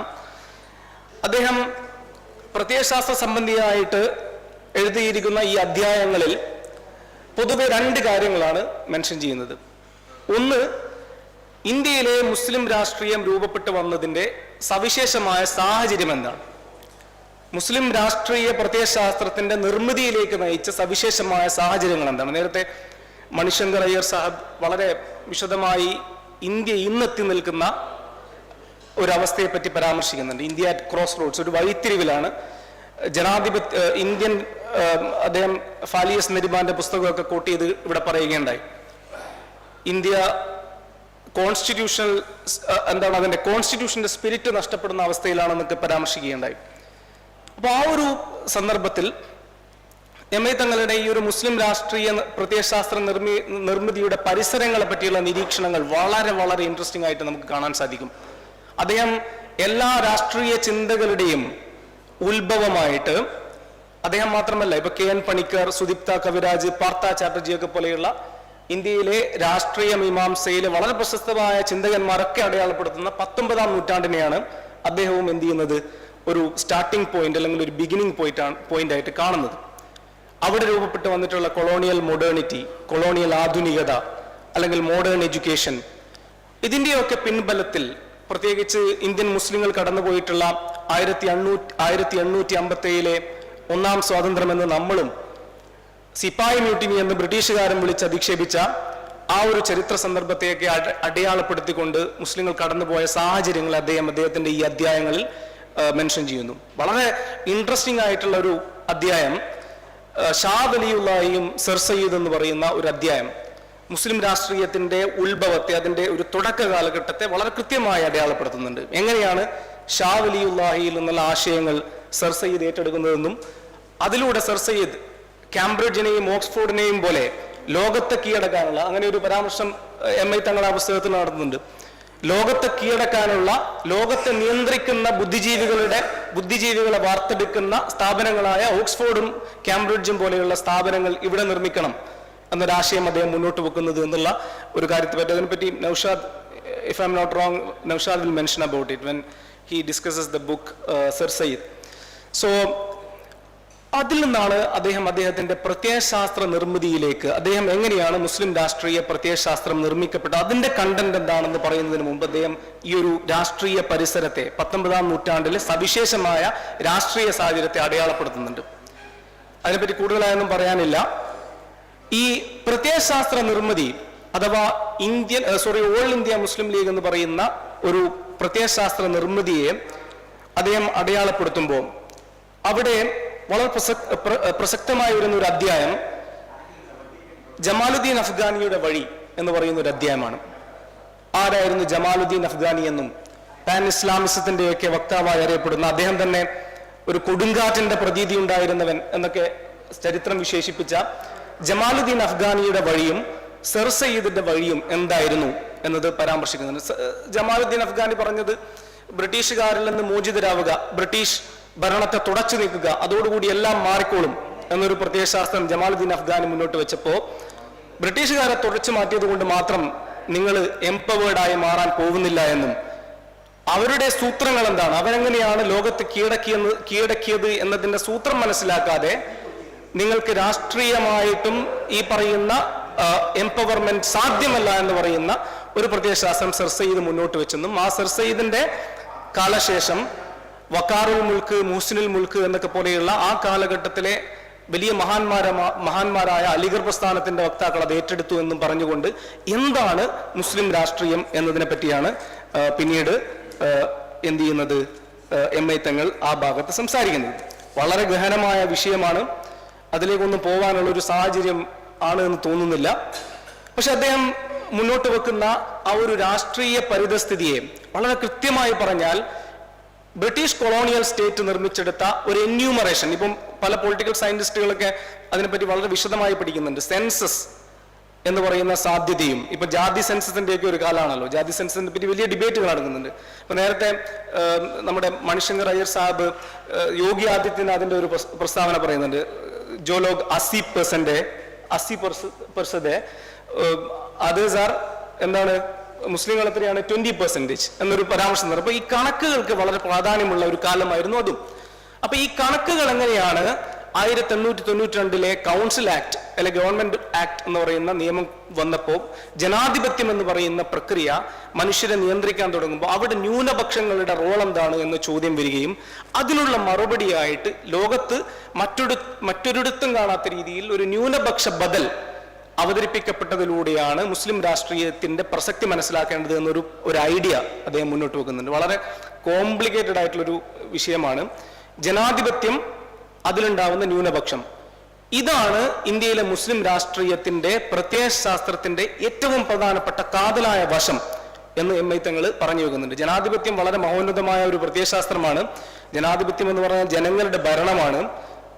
By the people, for the people, of the people എന്ന് അബ്രഹാം ലിങ്കൺ ഒക്കെ ഡിഫൈൻ ചെയ്തിട്ടുണ്ട്. പക്ഷേ MI തങ്ങൾ അദ്ദേഹം ജനാധിപത്യത്തെ പറ്റിയും ന്യൂനപക്ഷ രാഷ്ട്രീയത്തെ പറ്റിയും പറയുന്ന അധ്യായത്തിൽ വളരെ കൃത്യമായി പറയുന്നത് ജനാധിപത്യത്തിന്റെ ഉത്ഭവ സ്ഥാനങ്ങളിലൊന്നായ ഫ്രാൻസിൽ വിപ്ലവം നടന്നപ്പോൾ അതിന്റെ ബൗദ്ധികമായിട്ടുള്ള പിന്തുണ കൊടുത്തിരുന്ന റൂസോ എങ്ങനെയാണ് ന്യൂനപക്ഷങ്ങളെ ഇതിൽ ഉൾപ്പെടുത്തുക, ന്യൂനപക്ഷ പ്രശ്നത്തിന് എങ്ങനെ പരിഹാരം കാണൂ എന്നതിൽ യാതൊരു ഉത്തരവുമില്ലാതെ കുഴങ്ങിയിരുന്നു എന്നാണ്. അപ്പൊ അത് ഇപ്പം ഉദാഹരണത്തിന് നമ്മുടെ മുസ്ലിം രാഷ്ട്രീയത്തെ പറ്റി പറയുന്ന MI തങ്ങൾ ജനാധിപത്യത്തിന്റെ ഉത്ഭവസ്ഥാനവും റൂസോയുടെ ഐഡിയയും വെച്ച് തന്നെയാണ് ഈ ന്യൂനപക്ഷ രാഷ്ട്രീയത്തിന്റെ തുടക്കം അടയാളപ്പെടുത്തുന്നതെന്ന് നമുക്ക് കാണാൻ സാധിക്കും. അതിൽ ഒരുപാട് ഡിബേറ്റുകളുണ്ട്. ഇപ്പം കാൾ മാർക്സ് എഴുതിയ ജൂത പ്രശ്നം എന്ന് പറയുന്ന ലേഖനം, അതിനോട് എൻഗേജ് ചെയ്തുകൊണ്ട് ലോക സോഷ്യലിസ്റ്റുകൾ നടത്തിയ ഇടപാടുകൾ, ജൂതന്മാർ എങ്ങനെയാണ് യൂറോപ്പിൽ ന്യൂനപക്ഷങ്ങൾ അവരെങ്ങനെയാണ് റെപ്രസെന്റ് ചെയ്യുന്നതിനെ പറ്റിയുള്ള ചോദ്യം, ഇതിന്റെയൊക്കെ ഒരു പശ്ചാത്തലത്തിൽ വേണം ഇന്ത്യയിലെ മുസ്ലിം ന്യൂനപക്ഷ രാഷ്ട്രീയത്തിന്റെ പ്രത്യയശാസ്ത്ര നിർമ്മിതിയിലേക്ക് നയിക്കപ്പെട്ട ഘടകങ്ങളും അതിന്റെ കണ്ടന്റിനെയും വിലയിരുത്താൻ എന്നുകൂടി ഞാൻ ആഗ്രഹിക്കുകയാണ്. മറ്റൊരു വളരെ പ്രധാനപ്പെട്ട പ്രശ്നം, മുസ്ലിം ന്യൂനപക്ഷ രാഷ്ട്രീയത്തിന്റെ പ്രത്യയശാസ്ത്രം അന്ന് അനുഭവിച്ചിരുന്ന മറ്റൊരു പ്രധാനപ്പെട്ട ക്വസ്റ്റ്യൻ, ഈ പ്രത്യയശാസ്ത്രം ന്യൂനപക്ഷങ്ങൾക്ക് ജനാധിപത്യത്തിൽ സ്ഥാനമുണ്ട് അല്ലെങ്കിൽ അവരുടെ സ്ഥാനങ്ങൾ, അവകാശങ്ങൾ നൽകപ്പെടണം എന്ന് പറയുമ്പോൾ അതിന് നൽകപ്പെട്ടിരുന്ന ഒരു ചാപ്പകുത്തലാണ്. ഇത് വർഗീയമാണ്, സെപ്പറേറ്റിസമാണ് എന്ന് പറയുന്ന ഒരു ആരോപണം. ഈ ആരോപണത്തെയും വളരെ വിശദമായിട്ട് വർഗീയത എന്ന കാര്യത്തെ എങ്ങനെയാണ് എന്നൊക്കെയുള്ളത് വളരെ ബ്രില്യൻ്റ് ആയിട്ട് MI തങ്ങൾ ആ ഭാഗത്ത് വിലയിരുത്തുന്നുണ്ട്. അത് നിങ്ങൾ അക്കാഡമിക് താല്പര്യമുള്ളവരാണെങ്കിൽ ഇപ്പൊ ഷബ്നം തജാനിയൊക്കെ പോലെയുള്ള ഓക്സ്ഫോർഡ് PhD വളരെ വിശദമായിട്ട് ഇന്ത്യയിലെ സെക്യുലറിസത്തിന്റെ ഒറിജിൻ എന്താണ്, ഇന്ത്യൻ സെക്യുലറിസം, ഇന്റലക്ച്വൽ ഹിസ്റ്ററി എന്ന് പറയുന്ന അവരുടെ വർക്കിൽ വളരെ കൃത്യമായിട്ട് പറയുന്നത്, ഈവൻ നമ്മൾ ഇന്ന് പ്രയോഗിക്കുന്ന കമ്മ്യൂണലിസം എന്ന് പറയുന്ന പദത്തിന്റെ ഉത്ഭവം അതെന്താണ് എന്നതിനെ പറ്റിയൊക്കെയുള്ള ചർച്ചകൾ വളരെ വിശദമായിട്ട് അക്കാഡമിക്സിൽ നടക്കുന്നുണ്ട്. ഏതായാലും വിശദമായിട്ട് ഞാൻ കൊണ്ടുപോകുന്നില്ല. അദ്ദേഹത്തിന്റെ ഈ പ്രസ്ഥാനത്തെ പറ്റിയുള്ള പരാമർശങ്ങൾ വളരെ രസകരമാണ്. സംഘടന, മുസ്ലിം ലീഗ് ഒരു പ്ലാറ്റ്ഫോം ആണോ എന്നൊരു ചോദ്യം നമ്മൾ പരക്കെ ഉപയോഗിക്കുന്ന ഒരു പദമാണ്. Muslim League is a platform for all Muslim organisations to come and sit and discuss. അദ്ദേഹം അത് വളരെ കൃത്യമായി നെഗേറ്റ് ചെയ്യുന്നുണ്ട്. അദ്ദേഹം പറയുന്നത് ഇത് മുസ്ലിം സംഘടനകൾക്ക് ചർച്ച ചെയ്യാനുള്ളൊരു ക്ലബ്ബല്ല, മുസ്ലിം സംഘടനകൾക്ക് വന്ന് എന്തെങ്കിലും കാര്യം പറയാനുള്ളൊരു ക്ലബ്ബല്ല മുസ്ലിം ലീഗ് എന്ന് അദ്ദേഹം പറയുന്നുണ്ട്, അദ്ദേഹം അതിനെ പുച്ഛത്തോടു കൂടിയാണ് കൈകാര്യം ചെയ്യുന്നത്. അദ്ദേഹം പറയുന്നത് ഈ മുസ്ലിം ലീഗ് ഒരു ശരീരമാണ്, മുസ്ലിം ലീഗിലെ സമുദായം ഒരു ശരീരമാണ്, അവിടെ പല സംഘടനകളാവാം, നമ്മുടെ അവയവങ്ങൾ പോലെ, നമുക്കുള്ള അവയവങ്ങൾ പോലെ വ്യത്യസ്ത ധർമ്മങ്ങൾ നിർവഹിക്കുന്ന പല സംഘടനകളുണ്ടാവാം. പക്ഷെ അവിടെ രാഷ്ട്രീയ ധർമ്മം നിർവഹിക്കാൻ ഒരൊറ്റ സംഘടനയെ പറ്റൂ. അത് മുസ്ലിം രാഷ്ട്രീയ പ്രത്യയശാസ്ത്രം മുന്നോട്ട് വെക്കുന്ന ഇന്ത്യയിൽ രൂപീകരിക്കപ്പെട്ടിട്ടുള്ള മുസ്ലിം ലീഗ് ആയിരിക്കണം. അതല്ലെങ്കിൽ വേറൊരു പ്രത്യയശാസ്ത്രവും കൊണ്ട് വേറൊരു ബദൽ മുന്നോട്ട് വരണം. അങ്ങനെ ബദൽ മുന്നോട്ട് വരാത്തത് കാലത്തോളം ബാക്കിയുണ്ടാകുന്ന സംഘടനകളൊക്കെ അദ്ദേഹം കൃത്യമായി PDP ഒക്കെ മെൻഷൻ ചെയ്തുകൊണ്ട് അബ്ദുൽ നാസർ എന്നൊക്കെ പറഞ്ഞുകൊണ്ട് അദ്ദേഹം പറയുന്നത് അതൊക്കെ ആർട്ടിഫിഷ്യൽ ആയിരിക്കും, അതൊക്കെ കൃത്രിമമായിരിക്കും എന്നൊരു വാദമാണ് MI തങ്ങൾ എന്ത് ചെയ്യുന്നത് ആ ഒരു ഭാഗത്ത് മുന്നോട്ട് വെക്കുന്നത്. വളരെ ഇൻട്രസ്റ്റിംഗ് ആയിട്ട് അദ്ദേഹം രാഷ്ട്രീയ പരിപാടി മുന്നോട്ട് വെക്കുമ്പോൾ എന്താണ് പാർട്ടി പ്രോഗ്രാം, എന്താണ് പ്രവർത്തന പദ്ധതി എന്ന ഭാഗത്ത് വളരെ വലിയ സ്വപ്നങ്ങൾ അദ്ദേഹം കാണുന്നുണ്ട്. അദ്ദേഹത്തിന്റെ ആദ്യത്തെ അധ്യായം ഒരു രചനാത്മക സമൂഹം, ക്രിയേറ്റീവ് ആയിട്ടുള്ള ഒരു രചനാത്മക സമുദായമായി നമ്മൾ മാറണം എന്ന് പറഞ്ഞുകൊണ്ട് അദ്ദേഹം മുന്നോട്ട് വെക്കുന്ന ആശയങ്ങൾ, പലതരത്തിലുള്ള ഓപ്ഷൻസ് മുസ്ലിങ്ങൾക്ക് മുന്നിലുണ്ട്, അല്ലെ ഒരു ന്യൂനപക്ഷത്തിന് മുന്നിലുണ്ട് എന്നും അത് അദ്ദേഹം മൂന്നായിട്ട് തിരിക്കുന്നു. അതിൽ തീവ്രവാദം എന്ന് പറയുന്നത് ഒരു ഫിയർ സൈക്കോസിന്റെ, അതല്ലെങ്കിൽ അടിച്ചമർത്തപ്പെട്ടവന്റെ എന്താ പറയുക ഒരു പ്രത്യേകമായിട്ടുള്ള വിഭ്രാന്തിയുടെ അവസ്ഥയാണെന്നും അദ്ദേഹം പറഞ്ഞു വെക്കുന്നുണ്ട്. വളരെ ഇൻട്രസ്റ്റിംഗ്ലി തീവ്രവാദം എന്ന് പറയുന്ന ആശയത്തെ നേരത്തെ ഇവിടെ ആരോ പരാമർശിക്കുകയുണ്ടായി. തീവ്രവാദം എന്ന് പറയുന്ന ആശയത്തിന്റെ ഉത്ഭവവും, ഫോർ എക്സാമ്പിൾ അസാസീൻസ് അല്ലെ ഹഷാഷീൻസ് എന്ന് പറയുന്ന ഒരു പ്രത്യയശാസ്ത്രം 11ാം നൂറ്റാണ്ടിൽ ഇറാനിൽ രൂപപ്പെട്ടു വന്നതും അവരുടെ തുടർച്ചയായി എങ്ങനെയാണ് തീവ്രവാദം എന്നൊക്കെ പറഞ്ഞിട്ട് തീവ്രവാദം മുസ്ലിം സമുദായ രാഷ്ട്രീയത്തിന്റെ അജണ്ടയിൽ ഒരു വിഷയമേ അല്ല എന്ന രീതിയിൽ അദ്ദേഹം അതിനെ തള്ളിക്കളയുന്നുണ്ട്. വളരെ ഇൻട്രസ്റ്റിംഗ്ലി സംഘടന സമുദായം ഭാവി എന്നാണെന്ന് തോന്നുന്നു ഒരു അദ്ദേഹത്തിന്റെ ലേഖനത്തിന്റെ ടൈറ്റിൽ കൃത്യമായി ഞാൻ ഓർക്കുന്നില്ല. സമുദായം സംഘടന ഭാവി ഈ ഒരു ഭാഗത്ത് ഇതുകൂടി പറഞ്ഞു നിർത്താം. ഈ ഒരു ഭാഗത്ത് അദ്ദേഹം സ്വപ്നങ്ങൾ കാണാനാണ് പറയുന്നത്. അദ്ദേഹം ബുദ്ധിജീവികളെ പറ്റി സംസാരിക്കുന്നുണ്ട്. അദ്ദേഹം സംഘടന, മുസ്ലിം രാഷ്ട്രീയ പ്രസ്ഥാനം, സാമ്പത്തിക മേഖലയെ പറ്റി സാമ്പത്തിക മുന്നേറ്റങ്ങൾ ഉണ്ടാക്കാനുള്ള വളരെ ആസൂത്രിതമായ ശ്രമങ്ങൾ നടത്തുന്നതിനെ പറ്റി അദ്ദേഹം പരാമർശിക്കുന്നുണ്ട്. വളരെ ദീക്ഷണാശാലിയായിട്ടുള്ള ഭാവിയെ കണ്ടുള്ള കുറേ കാര്യങ്ങൾ MI തങ്ങൾ ആ ഭാഗത്ത് പരാമർശിക്കുന്നതായിട്ട് കാണാൻ സാധിക്കും. MI തങ്ങളുടെ പുസ്തകം ഒരർത്ഥത്തിൽ ഇന്ത്യയിൽ എന്താ പറയുക കുറ്ററ്റുപോയ അല്ലെങ്കിൽ അത് നിന്നുപോയ ഒരു രാഷ്ട്രീയ ചിന്താധാരയുടെ തുടർച്ചയായിട്ട് വേണമെങ്കിൽ നമുക്കൊരു ആകത്തുകയായിട്ട് പറയാൻ സാധിക്കും. കാരണം ഇന്ത്യയിലെ രാഷ്ട്രീയ ചിന്താധാര 19ാം നൂറ്റാണ്ടിൽ രൂപീകരിക്കപ്പെടുകയും ദേശീയതയും മതേതരത്വവും ഒക്കെ ഉൾക്കൊണ്ട് പല ധാരകൾ, ഫോർ എക്സാമ്പിൾ നമുക്ക് മുഖ്യധാര ധാരയുണ്ട്, നെഹ്റുവും ഗാന്ധിയും ഒക്കെ റെപ്രസെന്റ് ചെയ്യുന്ന ധാര. അതിന് വിമർശനമായിട്ട് ഉയർന്നു വന്ന അംബേദ്കറിസം പോലെയൊക്കെയുള്ള ജ്യോതിബ ഫൂലെ, അംബേദ്കർ ഒക്കെ പോലെയുള്ള ദലിത് വിമർശനത്തിന്റെ ബാധയുണ്ട്. പെരിയാറിനെ പോലെയുള്ള ഉപദേശീയതകളുടെ, പെരിയാർ EV രാമസ്വാമിയൊക്കെ പോലെയുള്ള ഉപദേശീയതകളുടെ ഇതുണ്ട്. അതിലൊക്കെ വളരെ പ്രകടമായി ഏറ്റവും പ്രായോഗികവും ഏറ്റവും പ്രബലവുമായിട്ടുള്ളൊരു ധാരയായിരുന്നു സർ സയ്യിദിന്റെയൊക്കെ നേതൃത്വത്തിലുണ്ടായ, വക്കാർ മുൽക്കിന്റെയൊക്കെ നേതൃത്വത്തിലുണ്ടായ ഒരു ധാര. ആ ധാര 1947 ആഗസ്റ്റ് 15 എന്ത് ചെയ്തു?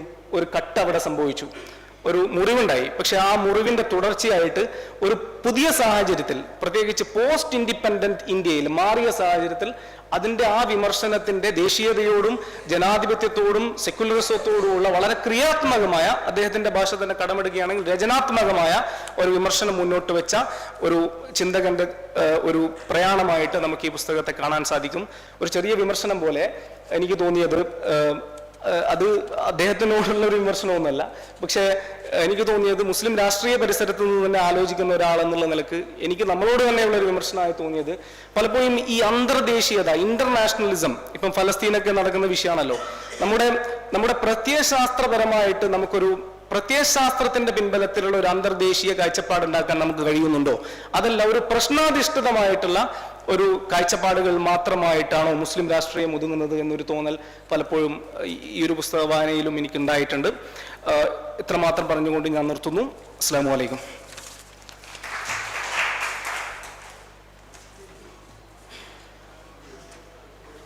അടുത്തതായി ഡോക്ടർ നൗഷാദ് സംസാരിക്കുന്നു.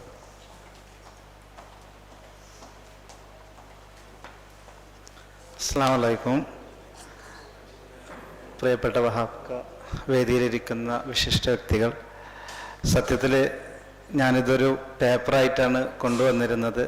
സമയത്തിൻ്റെ ദൗർലഭ്യം കാരണം വളരെ കുറഞ്ഞ വാക്കുകളിൽ MA തങ്ങളുടെ പ്രധാനപ്പെട്ട 2 കൃതികളെക്കുറിച്ചൊരു ചെറു വിവരണം മാത്രം നൽകി ഞാൻ അവസാനിപ്പിക്കാം.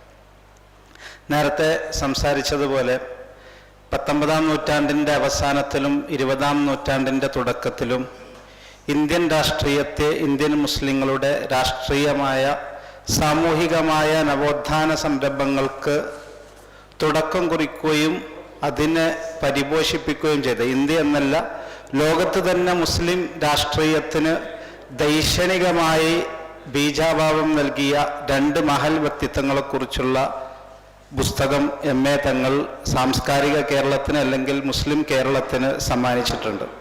ഒന്ന് മഹാനായ സർ സയ്യിദിനെ കുറിച്ച്, രണ്ടാമതായിട്ട് ഖായിദെ ആസം മുഹമ്മദ് അലി ജിന്ന സാഹിബിനെ കുറിച്ച്.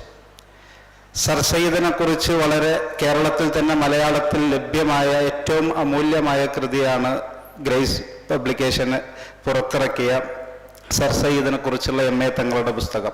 വളരെ കുറഞ്ഞ പേജുകളിൽ, ഏകദേശം 130-നടുത്ത് പേജ് മാത്രം വരുന്ന 12 ചാപ്റ്ററുകളിലായിട്ട് കൃത്യമായിട്ട് സർ സയ്യിദ് അഹമ്മദ് ഖാൻ്റെ ജീവിതത്തെയും അദ്ദേഹത്തിൻ്റെ ധിഷണയെക്കുറിച്ചും അദ്ദേഹത്തിൻ്റെ വിദ്യാഭ്യാസ ചിന്തകളെക്കുറിച്ചും അദ്ദേഹത്തിനെതിരെയുള്ള വിമർശനങ്ങൾക്ക് മറുപടി പറയുക കൂടി MA തങ്ങൾ ചെയ്യുന്നുണ്ട്.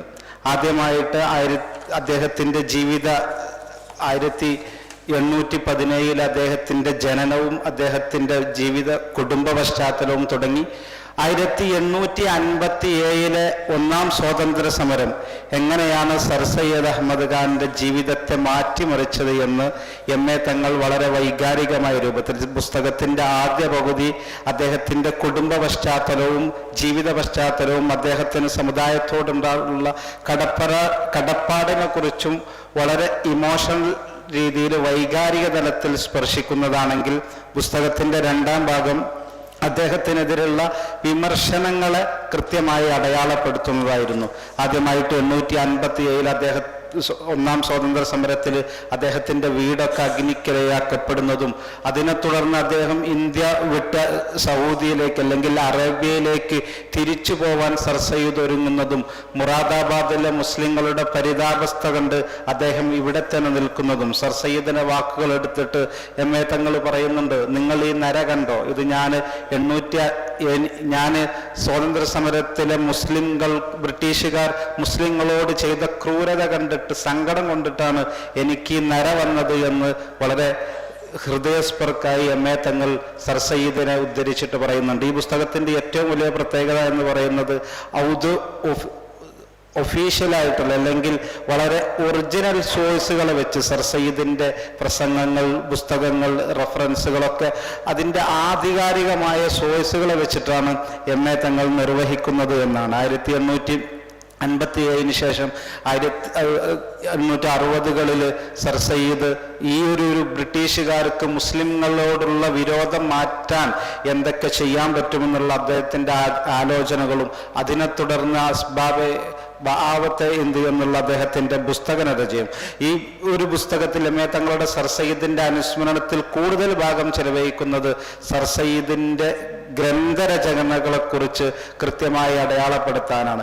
എത്രമേൽ ത്യാഗം സഹിച്ചിട്ടായിരുന്നു MA തങ്ങളും അതുപോലെ തന്നെ ഗ്രന്ഥകാരനായതുകൊണ്ടാവാം, അല്ലെങ്കിൽ അത്രമേൽ അദ്ദേഹം എഴുത്തിനെ ഇഷ്ടപ്പെട്ടത് കൊണ്ടാവാം, സർ സയ്യിദിൻ്റെ പൂർണ്ണമായ രചനകളെക്കുറിച്ചും അദ്ദേഹം അതിനു വേണ്ടിയെടുത്ത ത്യാഗത്തെക്കുറിച്ചും ഒരു വേള MA തങ്ങൾ പറയുന്നുണ്ട്, 67 വില്യം ഒരു മുസ്ലിം വിരുദ്ധമായിട്ടുള്ള പുസ്തകം എഴുതിയപ്പോൾ അദ്ദേഹത്തിന് ഉറക്കം നഷ്ടപ്പെടുകയും അതിന് മറുപടി പറയാൻ വേണ്ടി അന്ന് അലിഗഡിൽ കളക്ടറായിരുന്ന അവിടെ നിന്നും താൽക്കാലികമായി ലീവ് എടുത്തിട്ട് തനിക്ക് ആകെയുണ്ടായിരുന്ന ഒരു വീടും ലൈബ്രറിയും, ആ ലൈബ്രറി വിറ്റ് വീട് പണയപ്പെടുത്തിയിട്ടാണ് ഇംഗ്ലണ്ടിൽ പോയി. അതിനുശേഷമാണ് നേരത്തെ സുഹൃത്ത് ഷംസീർ പറഞ്ഞതുപോലെ ഓക്സ്ഫോർഡും കാംബ്രിഡ്ജും ഒക്കെ കണ്ടിട്ട് അതുപോലെയുള്ള ഒരു യൂണിവേഴ്സിറ്റി ഇന്ത്യൻ മുസ്ലിങ്ങളുടെ നവോത്ഥാനത്തിന് ഉതകുന്ന ഒരു സംവിധാനം വേണമെന്നുള്ള ആഗ്രഹത്തിന് പുറത്താണ് ഈ 67 അദ്ദേഹം ലണ്ടനിലേക്ക് പോകുന്നതും തുടർന്ന് ഈ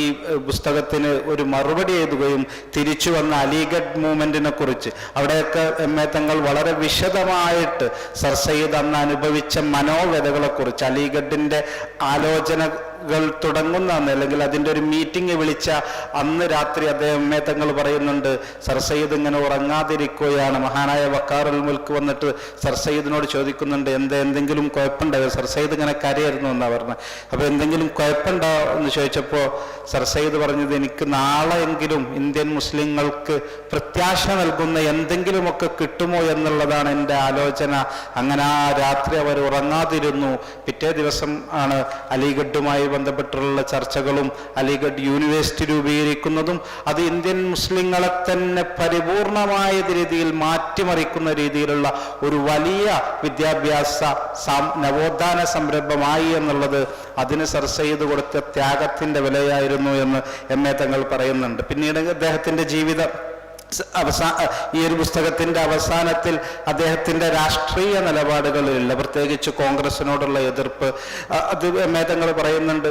1887 കോൺഗ്രസിനോടുള്ള എതിർപ്പ് കേവലം കോൺഗ്രസിനോടുള്ള എതിർപ്പായിരുന്നില്ല, മറിച്ച് രാഷ്ട്രീയത്തോട് തന്നെ. 57 തിക്തഫലം അനുഭവിച്ച മുസ്ലിം സമൂഹത്തിന് ഒരു രാഷ്ട്രീയത്തിൽ ചേരാനുള്ള സമയമായിട്ടില്ല എന്നുള്ളത് കൊണ്ടാണ് അദ്ദേഹം സർ സയ്യിദിന്റെ എതിർപ്പുണ്ടായത് എന്നും പിന്നീട് 2 വിഷയങ്ങളിൽ പ്രധാനമായിട്ടും കോൺഗ്രസ് അന്ന് ഉന്നയിച്ചിരുന്ന അന്നത്തെ ലെജിസ്ലേറ്റീവ് കൗൺസിലിൽ തെരഞ്ഞെടുപ്പിലൂടെ ആളുകളെ തെരഞ്ഞെടുക്കണം എന്നുള്ളതും പിന്നീട് അവിടുത്തെ സിവിൽ സർവീസ് അന്നത്തെ സിവിൽ സർവീസിലേക്ക് മത്സര പരീക്ഷകൾ ഇന്ത്യയിൽ തന്നെ നടത്തണമെന്നുള്ള കോൺഗ്രസിന്റെ ഡിമാൻഡുകൾ സർ സയ്യിദിന് ഒരിക്കലും സ്വീകാര്യമായിരുന്നില്ല. സർ സയ്യിദ് തന്നെ പറയുന്നത് അത് ബംഗാളി ഭദ്രലോകായിരിക്കും, അദ്ദേഹം തന്നെ ബംഗാളി ഭദ്രലോക് മാത്രമായിരിക്കും ഈ സർവീസുകളിലൊക്കെ ഉണ്ടാവുക, രാഷ്ട്രീയത്തിലൊന്നും മുസ്ലിങ്ങൾക്കോ അല്ലെങ്കിൽ അധസ്ഥിതരായ വിഭാഗങ്ങൾക്കൊന്നും പ്രാധാന്യമുണ്ടാവില്ല എന്നുള്ളത് കൊണ്ടാണ് സർ സയ്യിദ് ഈ എതിർപ്പ് ഉന്നയിച്ചത് എന്നാണ് തങ്ങൾ പറയുന്നത്. വളരെ ഗഹനമായ ഗ്രന്ഥമാണ്. 120 പേജേ ഉള്ളൂ എങ്കിലും വളരെ കൃത്യമായിട്ട് ഓരോ സോഴ്സുകളെ വെച്ചിട്ടും കൃത്യമായ റെഫറൻസുകളുടെ അടിസ്ഥാനത്തിലാണ് സർ സയ്യിദ് അഹമ്മദ് ഖാന്റെ എല്ലാ നവോത്ഥാനത്തെക്കുറിച്ചൊക്കെ വളരെ വിശാലമായിട്ട് വളരെ തിയറിറ്റിക്കലി ആയിട്ട് ബിൽഡ് ചെയ്ത ഒരു പുസ്തകമാണ്. 2ാമത്തെ പുസ്തകം മഹാനായ ഖായിദ ആസം മുഹമ്മദ് അലി ജിന്ന സാഹിബിനെ കുറിച്ചുള്ളതായിരുന്നു. അത് അപൂർണമാണ്. 1932 ഖായിദ ആസമിന്റെ ജനനം മുതൽ 32 2ാം വട്ടമേശ സമ്മേളനം വരെയുള്ള സംഭവങ്ങളാണ് ഖായിദ ആസമിനെ കുറിച്ചുള്ള പുസ്തകത്തിൽ തങ്ങൾ വിവരിക്കുന്നത്. ഇതിന്റെ തുടക്കവും നേരത്തെ പറഞ്ഞതുപോലെ സർ സയ്യിദിന്റെ പൂർണ്ണമാവാത്ത ആശ മുസ്ലിം രാഷ്ട്രീയത്തിനൊരു പ്ലാറ്റ്ഫോം ഒരുക്കുക എന്നുള്ള സർ സയ്യിദിന്റെ ആഗ്രഹം പ്രായോഗിക തലത്തിൽ നടപ്പിലാക്കിയ മഹാനായ നേതാവായിരുന്നു ഖായിദ ആസം ജിന്ന സാഹിബ്. ജിന്ന സാഹിബിന്റെ തുടക്കം മുതലുള്ള അദ്ദേഹത്തിന്റെ ജീവിത പശ്ചാത്തലം, മുസ്ലിം രാഷ്ട്രീയത്തിന്റെ പശ്ചാത്തലം, ഇതിന്റെ തുടക്കത്തിൽ ഓൾ ഇന്ത്യ മുസ്ലിം ലീഗ് 1906 അന്നത്തെ വൈസ്രോയിയുടെ കുതന്ത്രത്തിന്റെ മണിശങ്കർ അയ്യർ ഒക്കെ പറയാതെ പറഞ്ഞു പോയ ഡിവൈഡ് ആൻഡ് റൂളിന്റെ ഭാഗമായിരുന്നില്ല. 1800കളുടെ അവസാനം മുതൽ അല്ലെങ്കിൽ 1892 കോൺസ്റ്റിറ്റ്യൂഷൻ അമെൻഡ്മെന്റുമായി ബന്ധപ്പെട്ടിട്ടും 96 സർ സയ്യിദൊക്കെ വിളിച്ചുകൂട്ടിയ മീറ്റിങ്ങും 1902 വക്കാറുൽ മുൽക്കൊക്കെ ലക്നൌവിൽ വെച്ചുകൂടിയ മീറ്റിങ്ങിന്റെ ഒക്കെ തുടർച്ചയായിട്ട് അന്ന് തന്നെ പഞ്ചാബിൽ മുസ്ലിം ലീഗ് എന്ന പാർട്ടി ഉണ്ടായിരുന്നു, ബംഗാളിൽ മറ്റൊരു പാർട്ടി ഉണ്ടായിരുന്നു, UP ഒരു പാർട്ടി ഉണ്ടായിരുന്നു എന്ന് പറഞ്ഞിട്ട് തങ്ങൾ പറഞ്ഞു വെക്കുന്നത് 906 ഓൾ ഇന്ത്യ മുസ്ലിം ലീഗ് എന്നുള്ളത് ഈ ഒരു രാഷ്ട്രീയത്തിന്റെ തുടർച്ചയാണ്, അല്ലാതെ ഒരു സുപ്രഭാതത്തിൽ പൊട്ടിവിരിഞ്ഞതല്ല എന്നുള്ള വിമർശകരുടെ മറുപടി കൊണ്ടാണ് ഖായിദ ആസമിന്റെ പുസ്തകം തുടങ്ങുന്നത്. പിന്നീട് ഖായിദ ആസമിന്റെ ജീവിതവുമായി ബന്ധപ്പെട്ടിട്ടും അദ്ദേഹത്തിന്റെ പ്രൊഫഷൻ വക്കീലുമായി ബന്ധപ്പെട്ടിട്ടൊക്കെ വളരെ രസകരമായിട്ടുള്ള അദ്ദേഹം കൃത്യമായിട്ടും ഇന്ത്യയിൽ ഒരുപാട് അല്ലെങ്കിൽ മലയാളത്തിൽ തന്നെ ഖായിദ ആസമിനെ കുറിച്ചുള്ള ഒരുപാട് പുസ്തകങ്ങളുണ്ടെങ്കിലും അതൊക്കെ പ്രധാനമായിട്ടും ഇന്ത്യൻ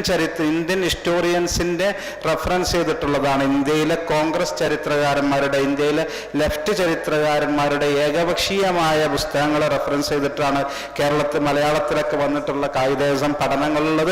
അതിൽ നിന്നും വ്യത്യസ്തമായിട്ട് വോൾപോട്ടിന്റെയും ഹെക്ടർ ബൊലീത്തയുടെയും 1970കളിലുള്ള ട്രാൻസ്ഫർ ഓഫ് പവർ പേപ്പറുകൾ പുറത്തു വന്നതിന് ശേഷം HMC റാവിയുടെയും ആയിഷ ജലാലിൻ്റെയും ഒക്കെ പുസ്തകങ്ങളെ അവലംബപ്പെടുത്തിയിട്ടാണ് എന്നെ തങ്ങൾ പുസ്തകം രചിക്കാനിരുന്നത്. ഇതിൻ്റെ ഒരു അവസാനത്തെ 2 ഭാഗങ്ങളിലാണ് ആയിഷ ജലാലൊക്കെ കടന്നു വരുന്നത്.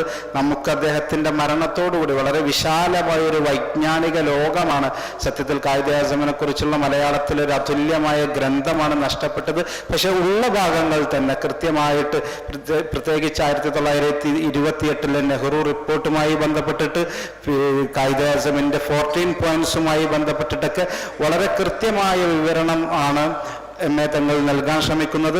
ഏതായാലും ഈ 2 പുസ്തകങ്ങളും സർ സയ്യിദിനെ കുറഞ്ഞുകൊണ്ട് ഞാൻ അവസാനിപ്പിക്കുന്നു. അസ്സലാമു അലൈക്കും വറഹ്മത്തുള്ളാഹി വബറകാതുഹു. നന്ദി പ്രകാശിക്കാനായി മുസ്തഫയെ ക്ഷണിക്കുന്നു.